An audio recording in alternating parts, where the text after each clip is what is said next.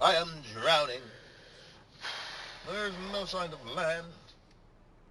I'm going down quickly. People are getting their button downs. Hell yeah. Oh shit. Hand in a lovable hand, and I hope you die. I hope we both die.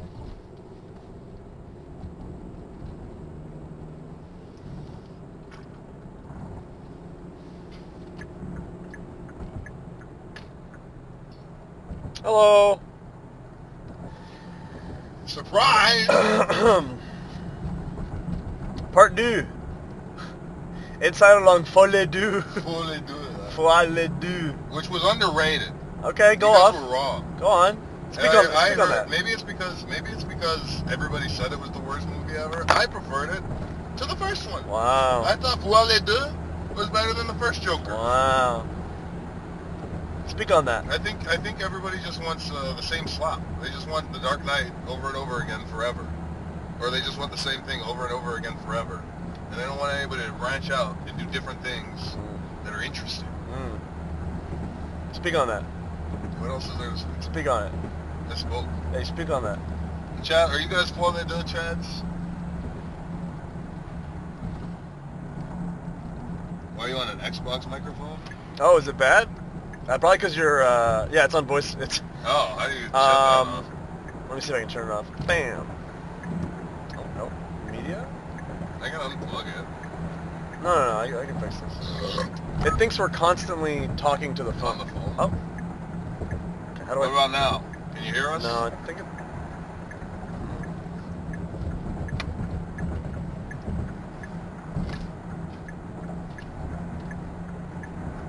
Is it better? Same? Same? We'll just deal with it for like 20 minutes and then we'll unplug the phone. If you can understand us, that's what matters. But you don't seem to understand. Maybe if I thought you were an honest man, and all the things you hold so dear. Unless you have do you have a plug? A second plug? It's not. Yeah, look around here. Chad, if you crash, it's your fault for being for being.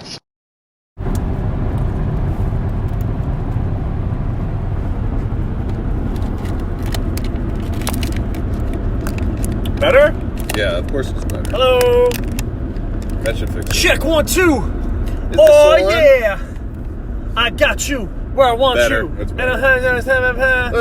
get down on your knees, man. What did he mean by that? What? Was he asking for head? Yeah, he wanted a top. Slop top? Repeat what you were saying. Speak on that. Now that they can hear. They could hear me, but it just sounded but bad. the mic I have was nothing bad. else to say. You saw Folie Deux. What do you think of it? Speak on that. What did you think of Folie Deux? No opinion. You speak on it. I spoke.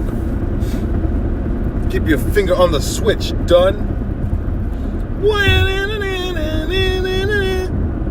Shout out, No More Heroes fan. Shout out to you. I hope you're in the chat. She posted in the Discord. Oh. Shout out. Cherry Bombers. Yes. There's a sign of Travis touchdown in an MXM shirt, which actually kind of would fit in the game. It fits very well in the game, yeah. Like he looks completely right with this MXM shirt. Hell yeah. Moe.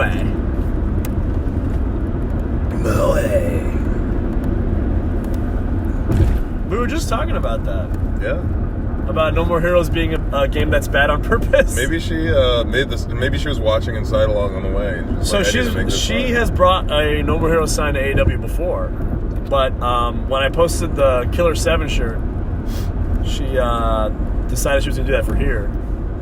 So shout out to you. And luckily we came out twice. Twice today. Very busy day today. Busy day. Now busy day, no spoilers. No spoilers.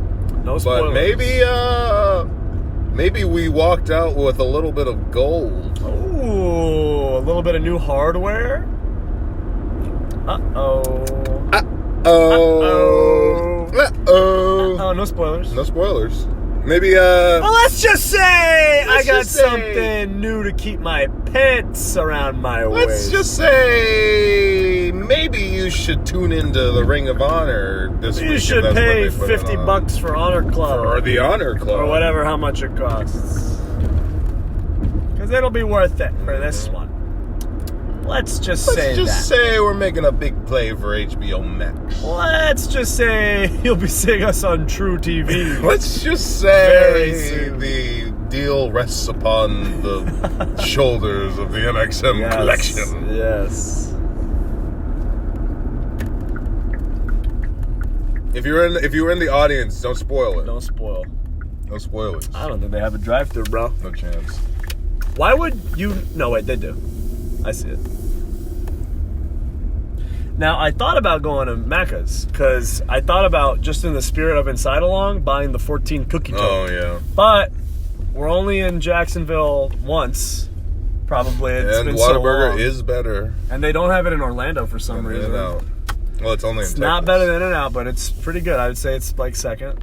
As far as like fast food cheeseburgers go. Ooh, the honey butter Yeah, it's really good. chicken 11 biscuit. Oh my gosh. But oh my god, it just It's damn, that 11. looks really good. Is this the thing?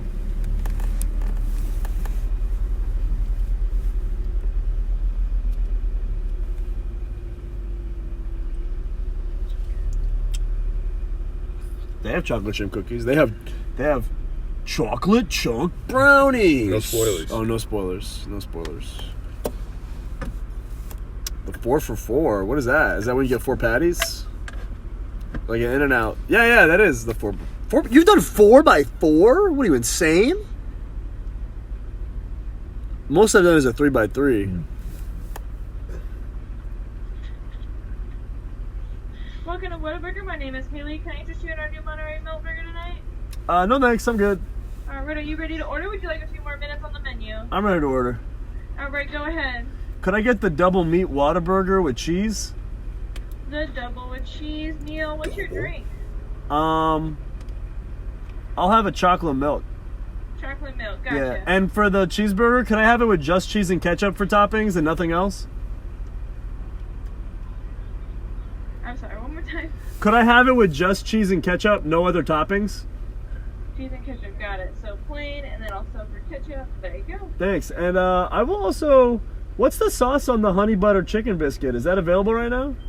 So the honey butter chicken biscuit, what it is a biscuit, a chicken strip, and honey butter. That's it. Oh my god. It's really good. It's delicious. I Oh my am God. She's selling really it. addicted. I'm salivating. Now, wait a minute. Is it like a big mess? Like, am I going to make a mess all over myself? No, it won't be that messy. Maybe like a few napkins, like All right. here and there. All right, but, give me a couple extra napkins. Would you okay, mind? We Kindly? can do that for you. No Thanks. problem. I get fries with my burger?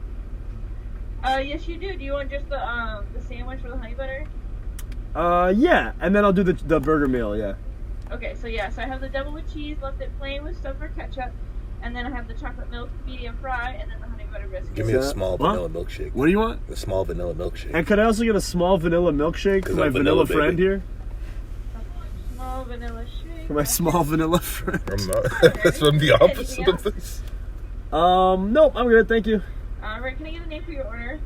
Manny? Manny? Alright, 1282 is your total. Using our mobile app today, please get out and ready at the second window. Thank you. Thanks. I always get self-conscious when I call myself Manny. But It feels like you're hiding your culture. it does feel like I'm kind It of... feels like you're cracking- denying Jesus 3 times. His name is Isa. Stick, let it hit. My blicky up on the dresser. My blicky up in the trunk. Hey, here's the thing we used to do. Yeah. We used to do inside along. What do we call it? Karaoke. Sing side along. Sing side along. Sing side along. Carpool karaoke. That's what isn't that trademark? Jimmy Fallon or something? No, it was that. Read the other fucking guy that comments. nobody liked. You Oh, have I'm one retweeting. fucking I'm job. tweeting the. We need to make thing. these pissants feel like they're involved. Wow. We need to see what Dijak said. Should have told her Mansoor Abdulaziz. Should- Yeah, Mansoor Abdulaziz, Mohammed Abdulaziz Al-Shehail. You gonna say all that, by the way? Like the way Nigel McGuinness did? He was clearly reading it. Excuse me? Are you? Is this your address? I was about to dox you. Yes. All right, cool.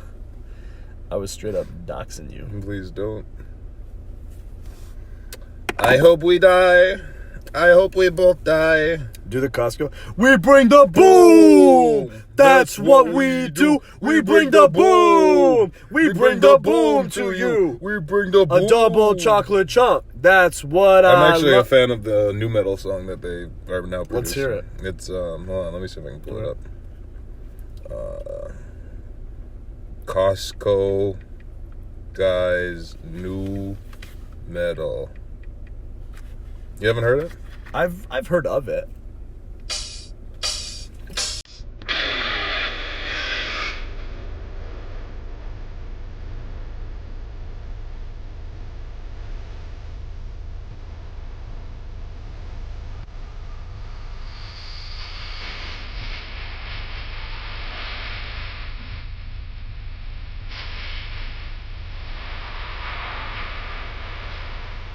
Boom! He has no style. He has no grace.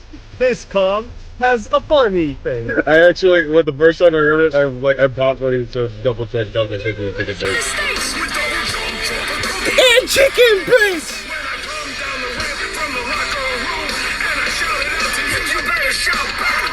Oh yeah. So, first of all, that's not new metal. Is it not? No, In what way? that's not new metal. He's rapping, on a rock song. That's not new metal. It's rapping, the rap and the rock. The riff, the rhythmic guitar. It It was not new metal. Chat, back me up here. That was not new metal. That was. I mean, like, new metal is such a nebulous term. I mean, it sounds like it's Tenacious more like D. it's more like an Anthrax and Public Enemy song. You know what I mean? Like that's I think not. Anthrax is new metal. Anthrax is not new metal, bro. I think it is. No, they are not. I bet you it's on the Wiki. Yes, thank you.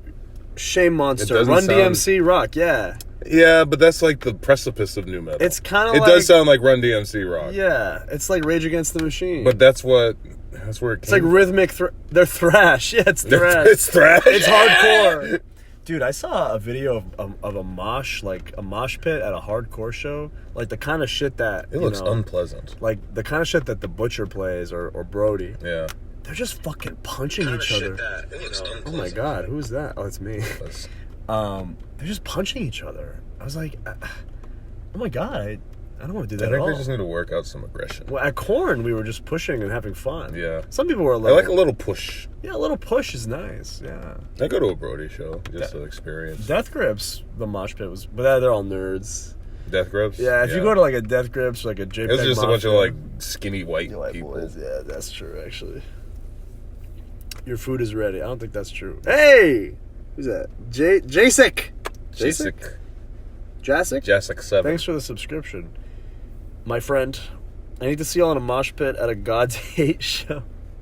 Fuck. That's no. Brody's band, right? Yeah. I feel like Brennan would be okay because actually, or would you not be okay because people like when they go to Target prison, me. they try to target the biggest guy. On No, the so they do target me in a mosh pit, but I also like to sit at a table at a God's Hate show and enjoy like a snack while I watch. there's a certain element of like the elder statesman of a mosh pit. There always is an elder statesman that just kind of observes to make sure nobody's getting like groped or like beaten to death. And they usually appreciate me because they're like, "Oh, I see you, and I see true. that you are not being a problem."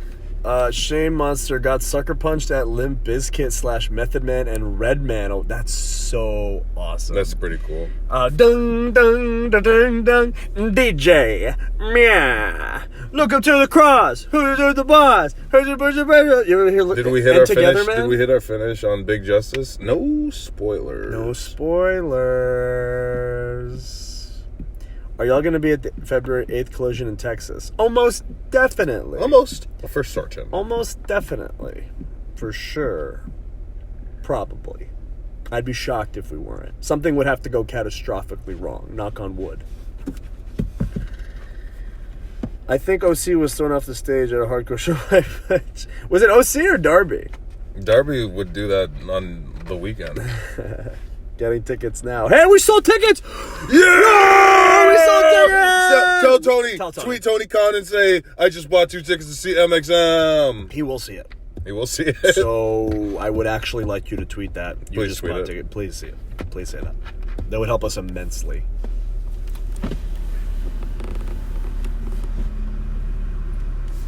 Boom. We're bringing the boom to groove.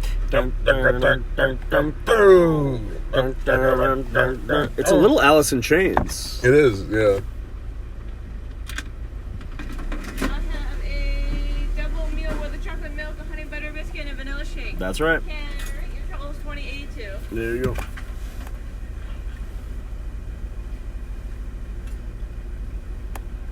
Perfect. Thank you. It's kind of, wait, I'm coming on. It is like that, yeah.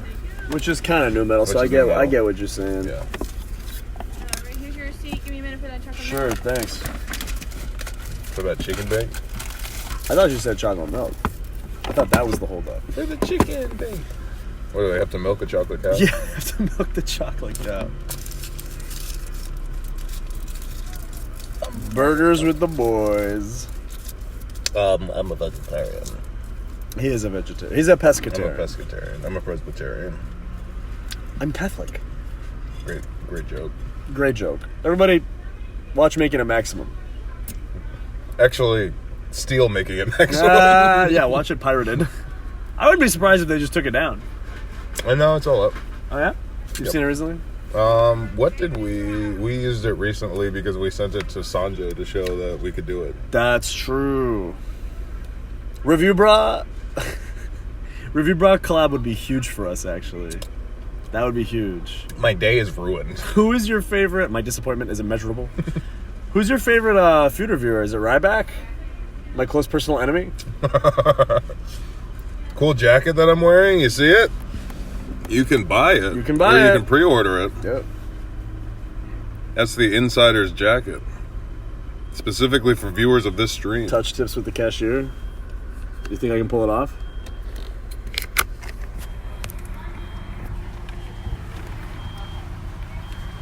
You might be embarrassing me right now. Because if she says no, it's going to be very embarrassing. Thanks. You can't do that. You don't think I can do You it? go to jail. You think it would actually... I felt uncomfortable asking that child to touch tips with me on the way out. The child wanted to touch She did. tips. But the child can't consent.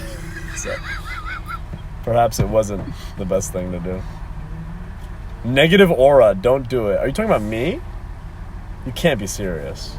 You should have heard my conversation with Daniel Garcia today about how much I macked back in the day. Yeah. They used to call me the Mac 10. I love that it feels like you're 30 years older than Danny Garcia. You're a fucking asshole. It feels like it. Fuck you. And you're not. You're really not. He's just living a different life. You think I sounded old when I was talking to Danny? Mm-hmm. He sounded like somebody whose days were behind him. Shit. And Danny's someone whose days are ahead of him. With his 2 dads. His 2 dads, Matt and Jeff. Touching tips in public. Gone wrong. Gone sexual. Well, hopefully. No. Hopefully not. No, that would make it very inappropriate. I went to Not interested Matt in after that. his match and I said, "Did you win?" And he said, "Nope." I said, "You can pin?" He's like, "Nope." I was like, "Who got pin?" Jeff. Yeah! Welcome back. Welcome back. Did you use a certified Rizzler? Why would he need your advice? Bro, you have no idea. Brennan, tell him.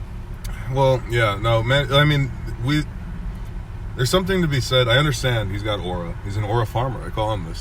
That's true. Many people are saying Many people are saying this. But we feel like we can offer him wisdom. Because That's right. we are significantly older than That's him. right. We're, No, I'm not. We're much I'm older not. than Danny I'm like Garcia. barely older. So it's almost like I almost said I don't have a younger brother, but I do have a younger brother.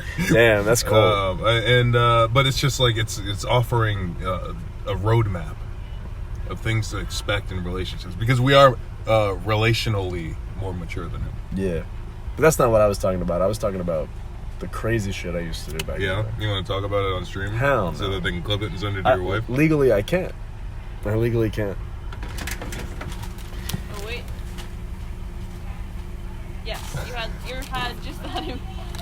The burger and the honey thing? That's it. Can I ask? Yours because I had the chocolate. Can I ask you a question? Nope, that's Nope, that's not ours? Nope. Oh, shit. Okay. Vanilla shake. Alright. This had the chocolate shake. I'm sorry. That no problem at all. What's your question? Okay, we're streaming right now. Could I put you on camera to ask you a favor?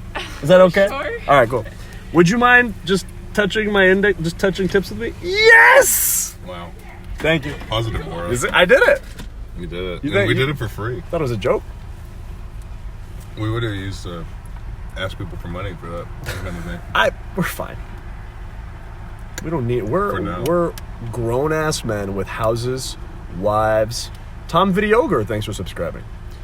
And 401k. Well, not 401ks. I have an IRA. Do you have an IRA? I don't know. I don't care about that. That's right. He doesn't handle any of his money because he's a child. I was gonna ask who's more mature, but I guess it's you. But in some ways, less than others, though. What? In terms of I maturity. mean, is that maturity? It's just I've delegated parts of my life that I'm not interested in. I suppose that's true. Is Yeah. doing taxes mature? Yeah. I mean, knowing how to do your taxes, but you know what else is mature? Marrying somebody who will do your taxes. Yeah, he's not wrong. Wait, I think you are. I don't think that's that mature at all. Manny in the IRA. Shout out to Sami Zayn, my boy! My boy! Why'd he delete the tweet, bro? They made his ass delete the tweet. Free my boy, Sami Zayn. It's so, Free my boy, Sami Zayn. They must have like a hawk on him or something. That, like, oh my it's not god, even that obvious. was so awesome, that Irish tweet today. Oh, that Sweet Gaelic Cheeks, thank you tweet. for subscribing. Yeah, thanks for subscribing. Oh man, that popped me huge. Okay, sorry about the wait. That's Let me okay. help you go to the white Yeah, line. no I'll problem, bring it no right problem. That's tragic. She put gloves on after she touched your tip. That is crazy. She put gloves on after she touched my tip. Probably because she's like a nasty ass fingernail. I can't believe they got Sammy for 2 independence movements. You know what my favorite thing? You know what my favorite thing about Sammy is? Yeah. Is that he'd made himself at this point unfireable. Unfireable. Which Yeah. means that he can do that. But to be fair, I thought I was unfireable after the 9/11 incident. Yeah. Like, I legit thought that they weren't going to can my ass. It's a bad look. I was Good like... thing nobody cared. Yeah, nobody cared. Yeah. I mean, I wasn't going to do anything about it because I'm not really like that, but yeah, that was a little fucked up. Like, at first I just laughed it off. That's my first instinct. That's kind of what you're supposed to, or that's your, instinctually. That's my first instinct. But then I thought, wow, I think actually that might have affected my career. The 9/11 incident is such a wild thing to say. Well, because think about it like this, right? I had a writer who was assigned to pitch creative ideas for me. And let's say you are a writer on a show, and when you write a pitch for a character, your boss tells a really, really uncomfortable joke that you express your discomfort with, and then he gets very defensive and confrontational with you. Are you ever gonna? I would never pitch again. I would never pitch for that person again. So when I realized that, that's when and it took me a while, because when I first heard that, I was like, "That's crazy." But then after like a few months, in Europe. We were in Europe when we heard that. After a few months, I was like, "No, man, actually, I think that might have been a bad thing." I've always, I feel like I get hate crimed, and I don't realize it until months later. Like, that's like a realization. Like, you have a reaction to like a hate crime, and then like you don't realize how bad it was until you think about it. Yeah, that's happened to me before. I think part of it is because we grew up with pretty thick skin, and sometimes that means not caring about things you should care about. You know what I mean? Like, there's sometimes where I've seen people like try and throw hands because of shit that's been said. And it's very hard for me to think about what would need to be said to me for me I to couldn't fight imagine someone. deciding, oh yeah, time to fight. It's time to fight you, you know? Like, shit. Something would have to be done. Like, I don't know that something said could make me fight. I was asked that question by somebody. Thank you. Thanks. Is there ketchup in the bag? I can't tell you that. I didn't. It's fine. It's on the burger, right? Should be. All right, Did that's you it. ask for Yeah, I did. Okay, Yeah. that's it. All right, thank you. Have a good night. Can you put it back on? Is without- that I don't writer want still to- there? I believe so. No, really? I think so. Let me check. He definitely didn't get fired for the incident.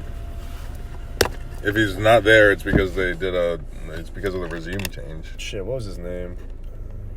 Stranger Things, God. Wait. And I've talked to that guy. We've had You've conversations. had plenty of conversations. Yeah. Shit, what was his name? I'm just gonna look up 9/11. WWE 9/11. Yeah. It's gonna be when John Cena says, "We have come to a permanent end. We've compromised to a permanent end." All right, let's see his LinkedIn. Yeah, he still works there. That's crazy. I bet he's still there. Wow. That's nuts, man. Oh, wait, no. He was gone in June. Okay. He just hasn't updated his LinkedIn. Swakata took his job. Oh, good. That's great. He's the GOAT. Oh, we love Swakata. John Swakata's the best. Yeah. You know, we don't have to feel like it's sour grapes for talking bad about it. Yeah. No, we liked a lot of the writers. I like man. a lot A lot of the writers were really cool. And, like, there wasn't... People always talk shit about WWE writers, but it's like... It's an really just impossible not. job. It's a really, fool's It's errand. really not their fault when stuff sucks. I tried to explain to my mom because. Oh, did you know that fucking oh shit, what's his name? The funniest comedian who died early. The funniest? He's so fucking funny, and he died early. What was his race? He was black.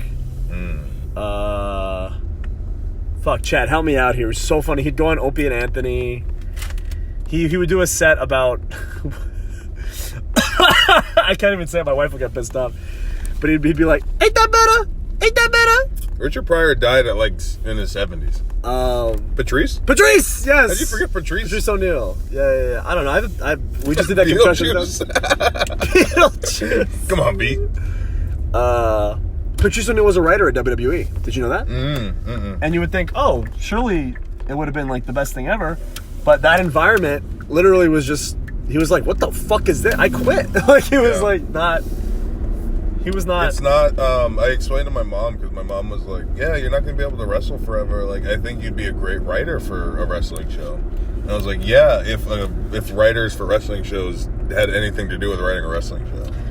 Really, what I want to do is being creative. But what writers do in WWE is they write dialogue. Now they probably actually do construct storylines and angles. When we were there, they just wrote dialogue. And anytime they pitched something, they'd be shot down and mocked, like, horribly. And that's why writers never pitched anything for anybody. And we'd go to our writers and pitch stuff. They go, yeah, sure. But how many writers got fired because they raised their hand in a meeting and dared to, like, pitch something, you know? I'm sure it's different now. But at the time, that's the way it was.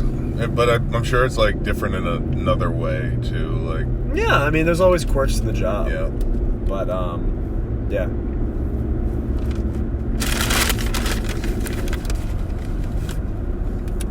It was cool doing this show today. It was a cool show. Because obviously we've never wrestled in Daly's place. It was the pandemic home for AEW. It's funny because... While we were at the Thunderdome. Yeah, we had a completely different pandemic PTSD. So everybody else was kind of walking in like, oh, we're back here. Top Flight was like, bro, I don't want to be back here ever again. Yeah. But we were like, oh, this is nice. And the setup was really nice because they basically had everything we needed. Look at the dinosaur. Everything we needed was on the practice field that the Jags practice on, the indoor. And the Daly's place is this neat little outdoor amphitheater. And it was all very close, so it was like a very convenient get around. Wow. You weren't going to save me? It might have helped. Yeah, it was cool. Made me feel like we were in 2021 AEW. Yeah. Which like spiritually we should have been. True. We were kind of the shits. Not gonna lie. 2021, yeah. Yeah, we were not that good. Although we thought we were great. But I feel like we'll always think that way, you know? Like I saw the little opening in the arena where Cody would drive his big truck. And and then like put the figure 4 on Jericho on top of the truck, whoever it was. Yeah, it was cool, man. Thanks for the bits. Treat 5043. Brody and Cody having their match all around Dilly's place. Like, we were watching that shit live at the same time as NXT. Mm-hmm. We would do a screen, what do they call it? Multicast? Simulcast? Because we'd be so interested in what they were showing while we were watching. And there was an element of, like, they were trying to counter-program, and so they had, I mean, like, the production was watching it, too, so that they'd be like, oh, put this on now. I like that. I think it's great. I think it's exciting. Although maybe the bad thing about it is that it kind of discourages people from trying something new, because you want to go with your biggest draws at all times, you know? So I kind of get the downside a little bit. Like, you know, a new wrestler debuting, unless they're already over or from somewhere else, is probably going to get a tepid, you know, response from a ratings perspective. Unless they're already known, yeah. So then it kind of encourages you to just steal each other's guys. Yeah. 5-second rule. I can't find it. I think it fell under my chair.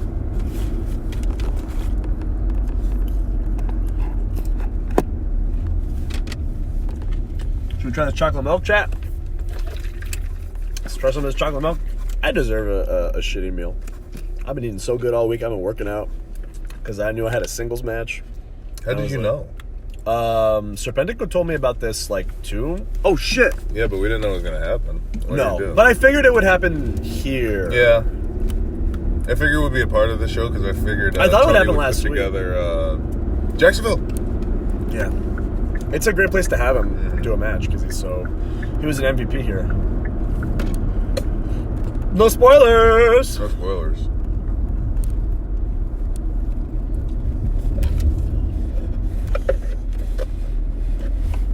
How'd you guys like Collision today?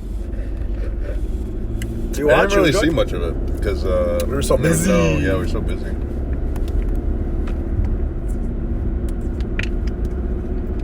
Are you guys colliders? Remember when that was a thing? Remember when there was what did they used to call them? Dynamiters? I was encouraged when they did the brand split when I was on commentary. They wanted us to like establish fan identity. Yeah, that's when I came up with the Raw Dogs. Raw Dogs.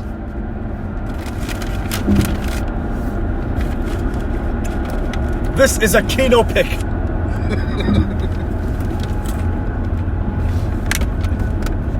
What'd you say that about Cedric? I don't think it was Cedric. Or was it Andrade? I think it was Andrade. Who did you say was Dimes? Cedric? Ricochet? Oh, okay. This is a black day in history. That was an all-time. That was cooking. That was an all-time. They should have let me cook, chat. Yeah. If they would have given me a year, they would have gotten Vince out of my headset. Oh, damn. You now? Yeah. But how long before you would have, like, wanted to wrestle again? He gets asked this a lot. I'd be fine. Like, I had come to terms. I've had to switch jobs before, you know? Like, yeah. I mean, I switched jobs to something I wanted to do more. But, like, in terms of, I got 3 kids. You weren't going to play football in China? I wasn't going to play football in China. It became like, and especially after my first Raw, Michael Cole came up to me and said, "You're going to have this job for 15 years." I was like, okay, that's a job.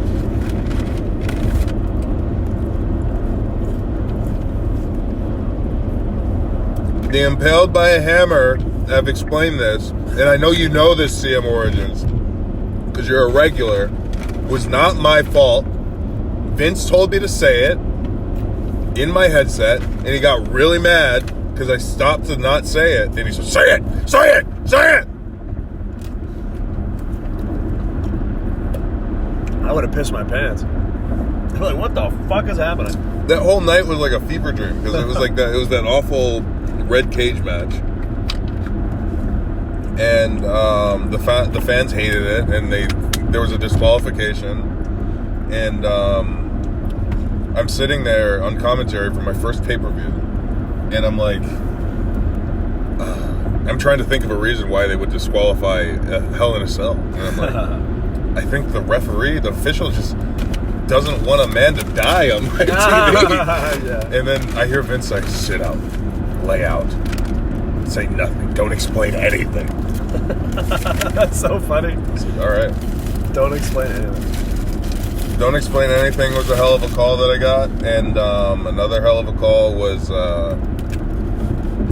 me, Vic, and King were like riffing. Like we were on fire.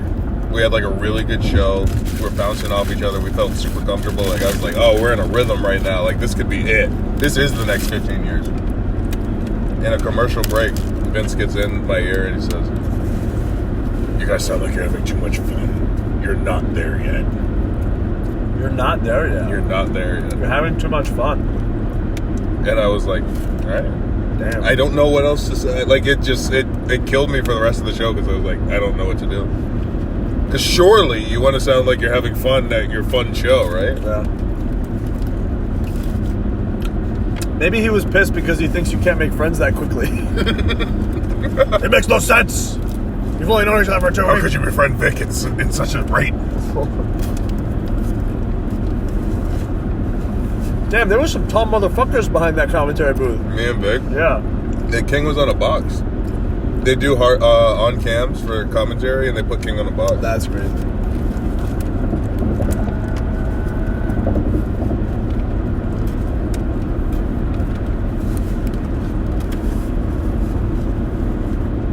My other job from Cole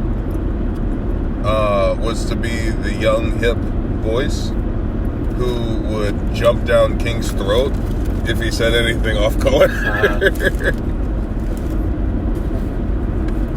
You literally were paid to say, I disavow, we disavow? It was that. It was like, if King does that ramen noodle moonsault thing again, it's like, King, we don't do that anymore.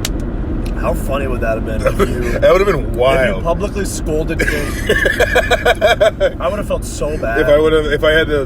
If I had Cole in my headset saying, make him apologize. We don't do that anymore. Apologize! While there's a wrestling match going, apologize right now!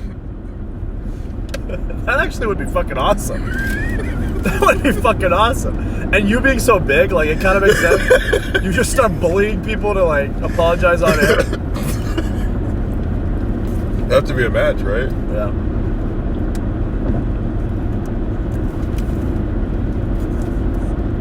Can we talk about Manny on pre-show commentary with Sam Roberts? None of that happened. I might have peaked there. Like, I might have gotten the most goodwill out of anything from doing that. Oh shit, hold on. Don't worry about it. Were you ever that over again? Until tonight, obviously. I was pretty over tonight. We got a pretty huge pop. Yeah. But you got to feel like you got the big You pop. got a promo by yourself today. I didn't say a word. That's got to be a first. You stood there like my little. I felt like a puppy. I felt like a cuck. Mm-hmm. I'm not gonna lie. It was such a not a role reversal because you talk, but I talk, but like I never feel the need to talk, especially on a live promo, because I can just like be there and look big and look good. So it does feel like a cucking because that is what you do. You are the talker. I got the role for the pre-show in NXT because of Michael Cole. Because much like Brennan, I was practicing doing commentary with Johnny LaQuasto. And those tapes get uploaded to Stanford. And Michael Cole heard it. And he made him a commentator for Raw. And he said, I did a commentary for 205 Live one week. And they thought I was a pretty good public speaker.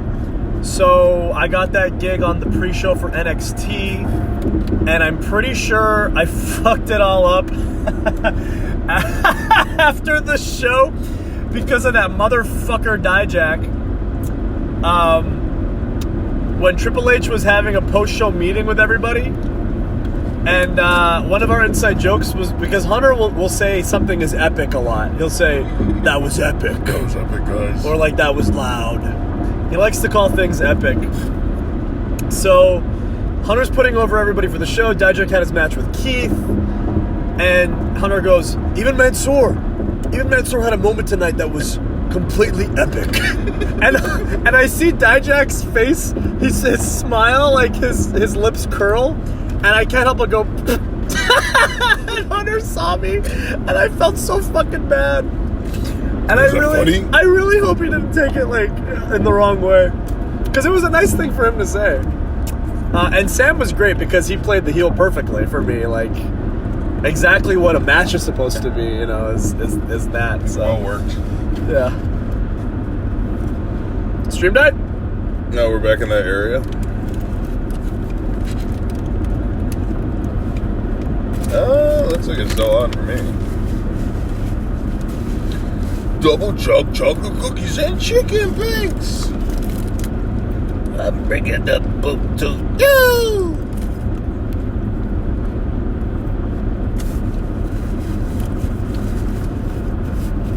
Cinema, Laura. Are you saying those are the new versions of Epic? Now he says, what we do. What we do. They did tell me to tone it down one time because I was screaming how Io Sky looked like Rita Repulsa. Or no, it was Poppy. It was Poppy. I said Poppy looked like Rita Repulsa. And they were like, all right, Mansoor, let's turn it down a little bit. I was like, all right, it's all right.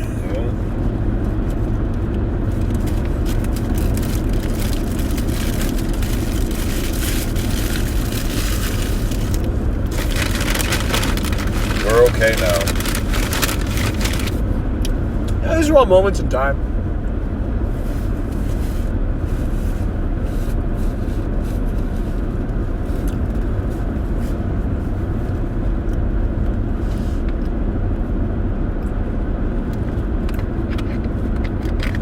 We gotta do a collab between AEW games and Yo Video Games. You know, Maximilian dude? Yeah, I know him. Is he a fan?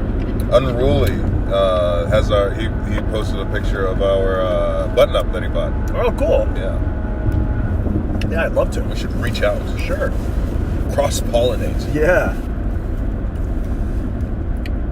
We tried to film an episode with Swerve today. And it didn't work out, but I think we're going to do it Wednesday. So that'll be cool. He has a special request for a game. He has a special request for a game, and I was like, wow, no shit. Because I was trying to get him to play Def Jam. And you're racist. He gave me so much shit. Because you're a racist. I was like, you're a rapper! And like, it's a rapper fighting game. And he was like, why do you think I want to play a rapper fighting game? He was like, if I said I want to play Spider-Man, would you say, what about Miles Morales? Do you want to play that? We have the Punisher game, and I was like, oh, no, you'd be better off playing Blade, man.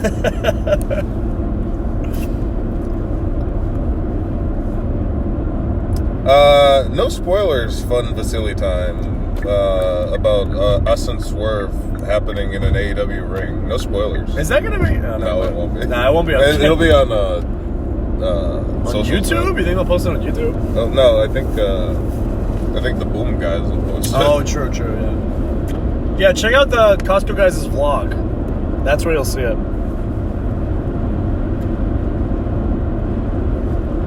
That's where I cut my epic heel promo. I never felt more like X-Pac in that moment. Where you're smaller and not talking. One time, like, Dijak said, yeah, it's like Brennan Scott Hall and you're X-Pac. And I was like, what? What do you mean by that? Or no, he called you Hunter. Because we were going to be a tag team or something.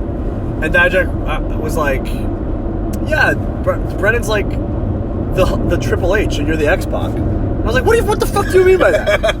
Like, X-Pac's awesome, don't get me wrong, but like there's a clear role relation there that he's inferring. Imagine if I just started doing all the talking and you just started going. You just started Make some noise! Make some noise! Mansoor! I touched everything I ever wanted. I'll never tip that back. You ain't gotta look at me like that. You ain't gotta look at me like that. Yo, you're dealing with Mansoor. Is Mansoor a good name? Should I change my name? For a wrestler? Mansoor? I mean, It's not even Mansoor. It's chantable. But Mansoor. I mean, Mansoor. that's not even how you pronounce it. I don't really care, but like, would it be cool if I just changed my name to like Lloyd Thunder? I mean, Mansoor went hard. Mansoor went hard. True. Triple M, they're saying. Tell him, try. Try. Do you remember when JR? Try. What's weird is I talked to JR today. Did you? I saw. With Sammy. I mean, it was mostly them talking. Yeah. But it's so weird because he looks so different from like late 90s. Skinny. Sounds the exact same. Yeah. He sounds the exact same. It's crazy. I did a trivia show when I was drafted to the Houston Texans with JR. Oh, really? Yeah, at a bar. Wow. Mansoor, like a high flyer. No, he's a sneaky technician. I'm our really friend Lee Moriarty. Lee Moriarty. Oh, Sherlock Holmes. I'll get to one of these days. Lee Moriarty. It's me, Lee Moriarty. Yeah, you're the sneaky technician, and I'm the silly hoss. Those are our taglines. You're the world's skinniest hoss. Yes. Or was that Shanky? No, Shanky was the skinniest hoss. I'm a silly hoss. Yeah. That's the thing is like with me. When I was a babyface, I had to like study Brett and like Christian and Sean. Because I can't really, but the thing is, like, they were pushed and over. Yeah, you can't be them and not pushed. Yeah, because like I'm really not. The most impressive thing I can do is like slingshot neckbreaker, top rope moonsault. I can do a tope con hilo. Audrey White, thank you for subscribing. I can do a standing moonsault, but otherwise, like, I don't really do cool shit. So I like being a heel because I can bump and sell. And I like doing that, and I like making stupid, funny faces when I get my ass kicked. His facials are a strong suit. Yeah, that's for sure. So I really liked working in the match I had today because I felt like it was perfect. When you get to work an exciting, high-flying babyface, oh, it's a dream come true. It sucks for you because as a big man, you have to build to a bump. But it's like, what the fuck do you do if you don't bump off of like a springboard drop kick? You know what I mean? You're talking about if I had a singles match? A big man versus... Hey, no spoilers! No. It's tough. There's only so many times you can catch a goozle. That's why like I get really excited when I find out like about like when I thought we were doing House of Black, I kind of got like, oh yeah, let's go. Yeah, because then I can pair with Buddy and you can pair with Brody. It makes I love it. Yeah, that's my favorite, and it's so. Unfortunately, it's like super rare in either company that you can just kind of do house fights. How many small man, big man tag teams are there in wrestling right now on TV? Us, House of Black. There's not that. Buddy's not small, but you know what I mean. There's not that many big guys. Like in terms of guys that are like Big Bill, 6'5" Bill and and Keith. taller and 300 pounds. You, Brody, Big Bill. Maybe yeah. No, Braun. Oh, Are you talking about in tag teams? No, I mean in the world. Oh, in like on TV right now? Yeah. You, Big Bill, Brody, Braun. Drew. Yeah, but Drew's in that like main eventer. Drew's like so tall and big, but he doesn't work like, he doesn't goozle guys, you know what I mean? He doesn't but when I work Drew, a requirement is that you have to goozle guys. Yeah, you have to be a goozler. Yeah. But when I worked Drew, that was one of my favorite matches too because we just punched each other. Yeah.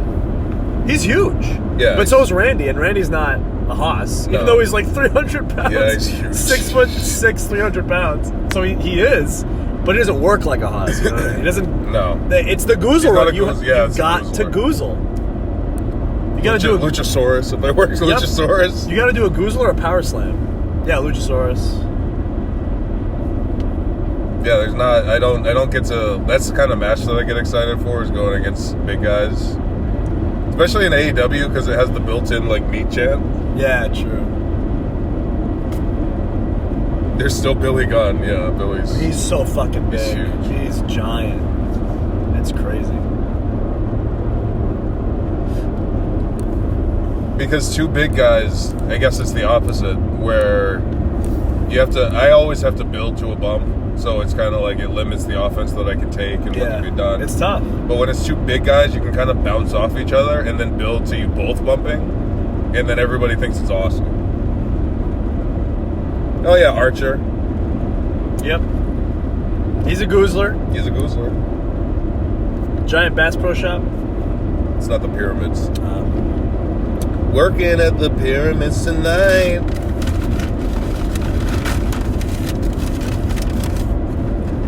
So in terms of tag teams, yeah, I guess it's just. Oh yeah, well I'll get to do it on the. I want to have a hoss fight with Bill on the cruise. Dude, that'd be great. Yeah, do it. We're not gonna do it. Yeah, do it. No, it's a silly cruise. What do you mean? We're not gonna hit each other.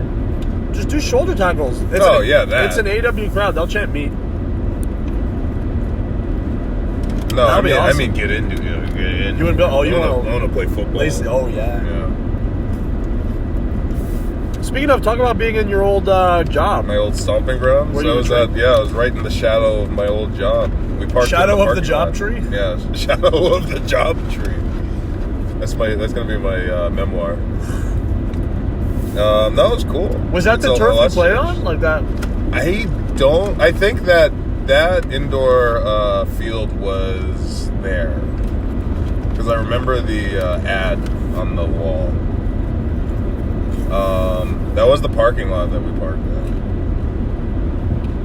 But I was talking to Tony, my close personal friend, Tony Khan. You're cucking me, by the way. Yeah, I'm cucking. Out of a friendship with Tony.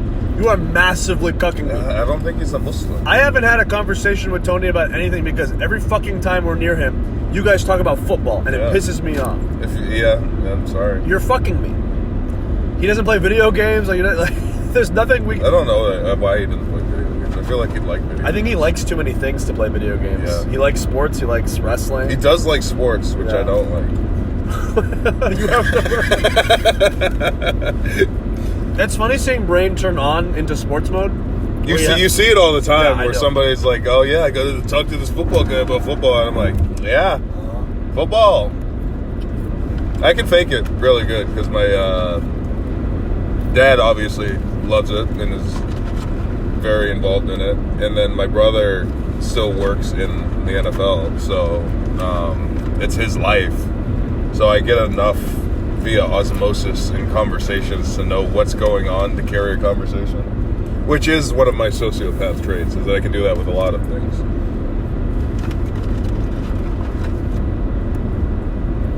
I got glitter all over me. We did use a lot of glitter.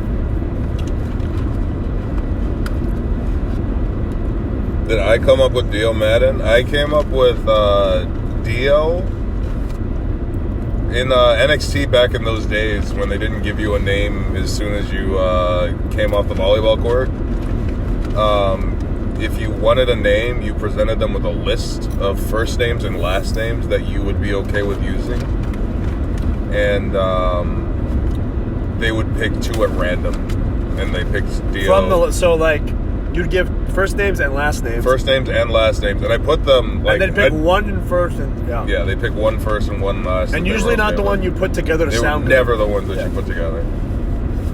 I might still have my list. Oh yeah, read your list. It was in a notes app, so those will go away.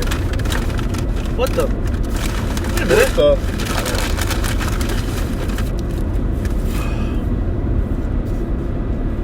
They never asked me for a name. Because you debuted. They had a conversation with me where they said, "Hey, we're doing new names for people. Is it offensive if we change your name to like Saudi culture?" And I wanted to own my name since it's my name, so I said, "Yeah, we should keep it the same." So I worked them a little bit there. All right, here's my list from 2018. No shit. Yeah. Wow. Cujo Montero. Wow! Is that based on the dog that kills people? Yeah. From the Stephen King? Yeah. Wow. And Montero was from Christy Montero from Tekken. Jam Montero. I like Montero. What do you get, Jam? Jam is a Guilty Gear character. Marcellus Madden. That's a good one. Yep. Lenny Montero. Lenny Kravitz. Yep. Marcellus from Pulp Fiction. Yep. And my middle name. Oh, yeah. Lenny Cujo. Cujo's the last name. Cujo Cage. Cujo Cage is crazy. That's a fighting game character. That is a fighting game character. I wanted to have like a Guilty Gear name. You would have been the 6th Cage in wrestling. It would have been too many cages. Bayo Montana. No. Bayo? Yeah, Bayo. Short for Bayonetta? Bayo, like, from Fist of the North Star. Oh. The bad guy. Dio Valentino was what Dio was on. You and Giovanni Vinci could have been something. Dio, obviously from JoJo, and then Valentino was my grandfather's middle name. Jules Montero. I did Jules from Pulp Fiction. Oh, yes.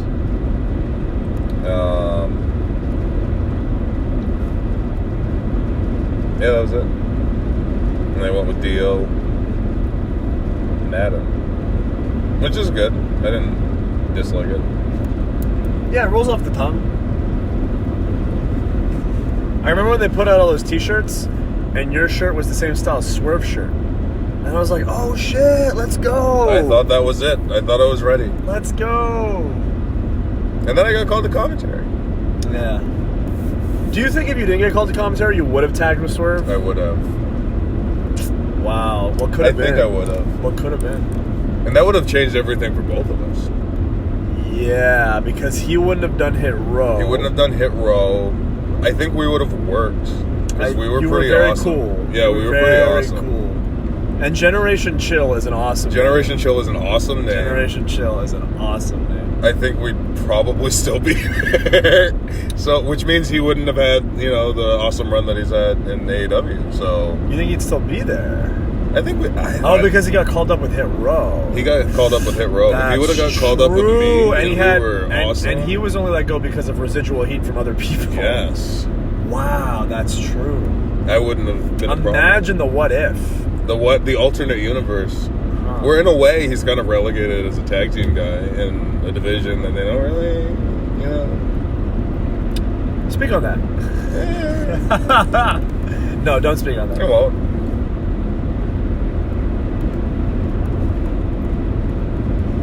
Tag teams are hard. Tag teams are hard to book. I know that because of TEW. Because you have one tag team championship, and how many two. Yeah. Well, different shows. Oh no, then the women's too. Yeah. Yeah. But yeah. What I mean more is like your tag team story is centered around your titles. Otherwise, what are your tag teams doing? Probably nothing. I think you could just have issues. Here though, in AEW, you can have issues over. We have tag team matches all the time that have nothing to do with the titles. Yeah. So that's kind of cool. For us.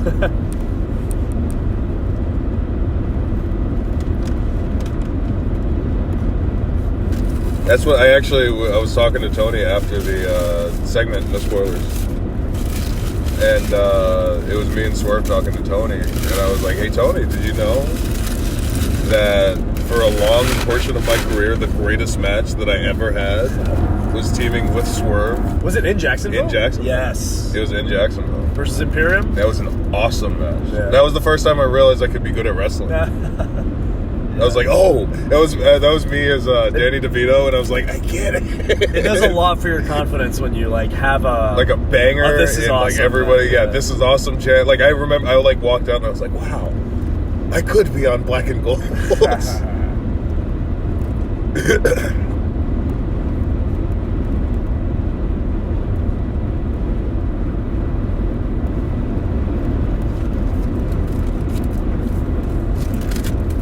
Would I fill Top Dollar's role? No, it was more. I mean, me and Swerve, we weren't. Hit Row was its own thing. It was. Hit Row was a stable where a rap group. Swerve was the single star, Top Dollar was the heater, Ashanti was the bumper, and B-Fab was the valet. Yeah. This was just a tag team, a legit tag team. It was just a tag team where they were equals. And I guess character-wise, Hit Row is obviously a music label, right?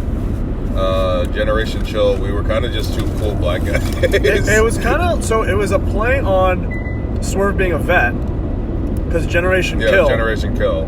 But also a play on your old gimmick of just being a casual, chill guy. A nonchalant dreadhead. Yeah, so it was just two really fucking cool guys who have seen some shit. I mean, not you really, but... No, not really. It was kind of just Outcast. It was Outcast, yeah. I'm the Andre. Well... Because he's Esty. Fair enough.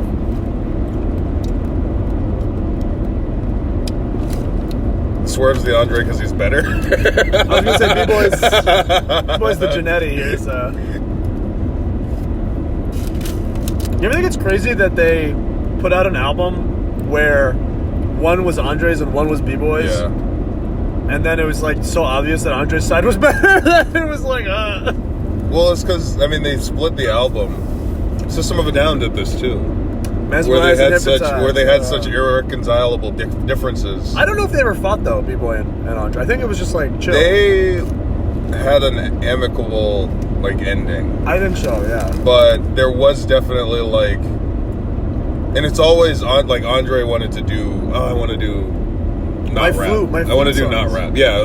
Eventually, Andre was always trending towards becoming a flute man. And Big Boy wanted to. Big Boy's more of a Dungeon Family. Traditional ATL rapper. Yeah, it's funny hearing old Killer Mike. Yeah, I love old Killer Mike too.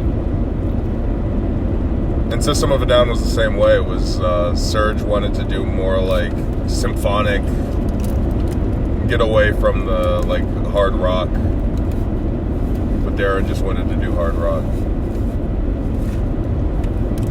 Imagine if they would have done what was Surge's first solo album? That was Can't You See That Body's Burning? That's all I'm following. Dying of anticipation. What's the name of the song? The music video is the 9/11. The 9/11. Yeah, fuck. Beyond the empty walls. Empty yes! walls. From behind those empty walls. Told you to see from behind those empty walls. But that sounds like a System of a Down song. It does, but he put out a literal operatic album with it.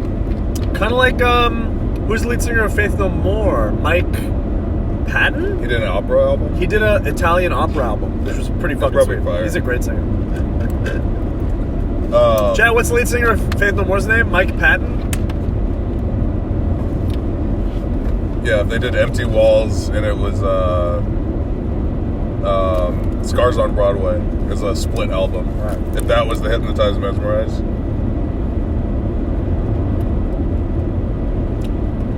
Chat, can we all give a big shout out to CM Origins for making the awesome shorts that we've been seeing? Shout out to CM Origins, he still makes the shorts.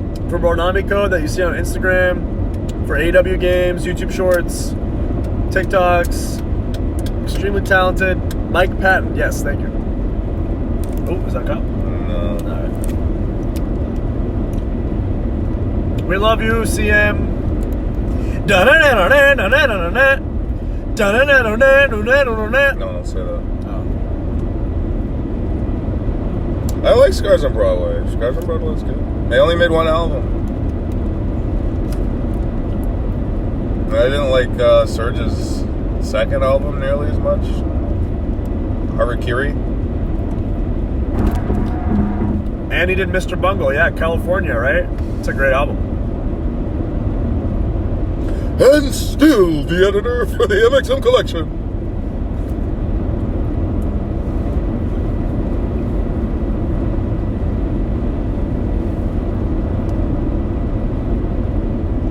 Would you ever come out to Holy Diver? Holy Diver! That'd be cool. But the oh, the deal. The Kill Switch Engage. I like the Kill Switch Engage one better. I don't know about better, but I mean, I liked it. I think Kill Switch Engage would be better for an entrance. Probably. It doesn't have a screeching little skinny man. The Kill Switch Engage one I liked because I like Kill Switch Engage from the CM Punk song. Uh-huh. Also, it's a brother. Mike Jones' cousin. Really? You always said that, but then when I looked up a picture, it was a white guy. No, they replaced him. Oh, got it.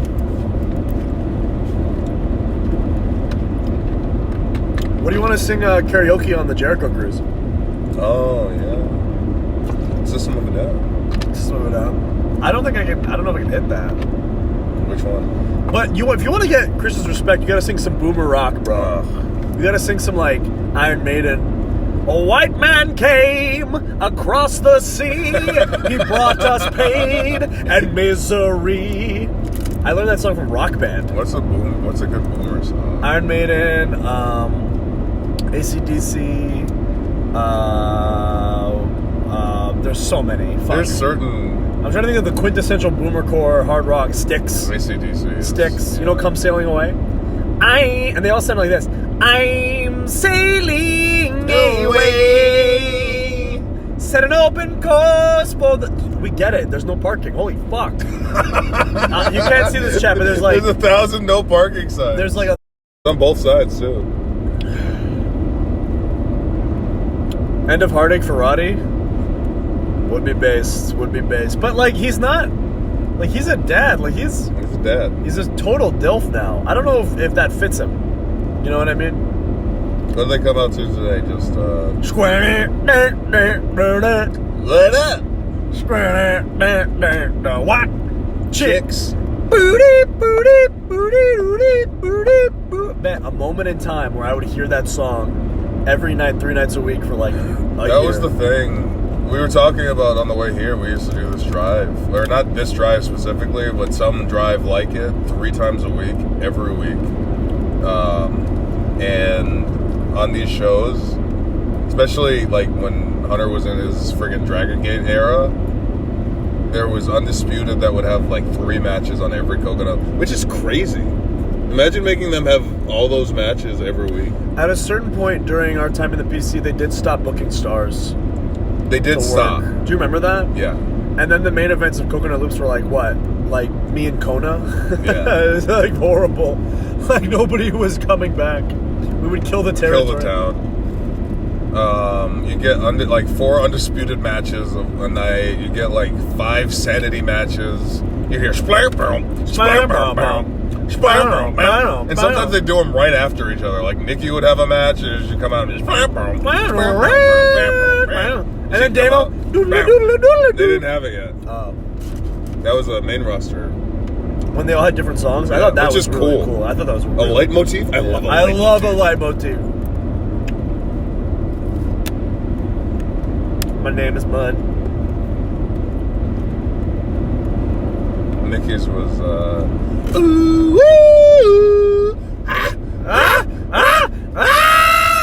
and it had like the little techno version. Do you remember when her song was like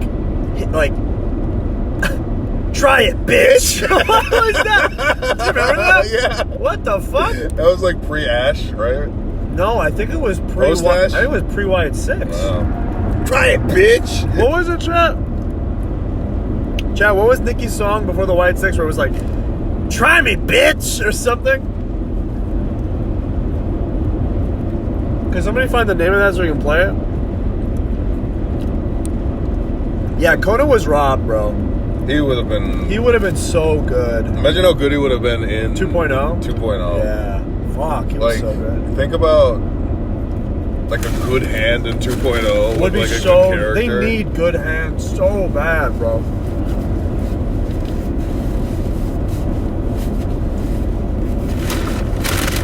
Who got heat reliably? Yeah, fuck, dude. He would always get so much heat, and I was like, God. The strangling? It just sucks that. Is that what it is?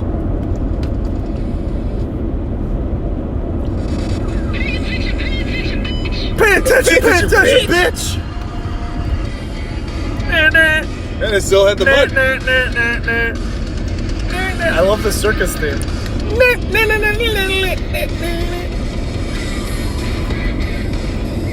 And the first comment is, can't wait for Sanity's return. You and me both, brother. You and me both. Sounds like Depeche. Oh, Daphne. I thought you meant Depeche Mode. I was like, does it?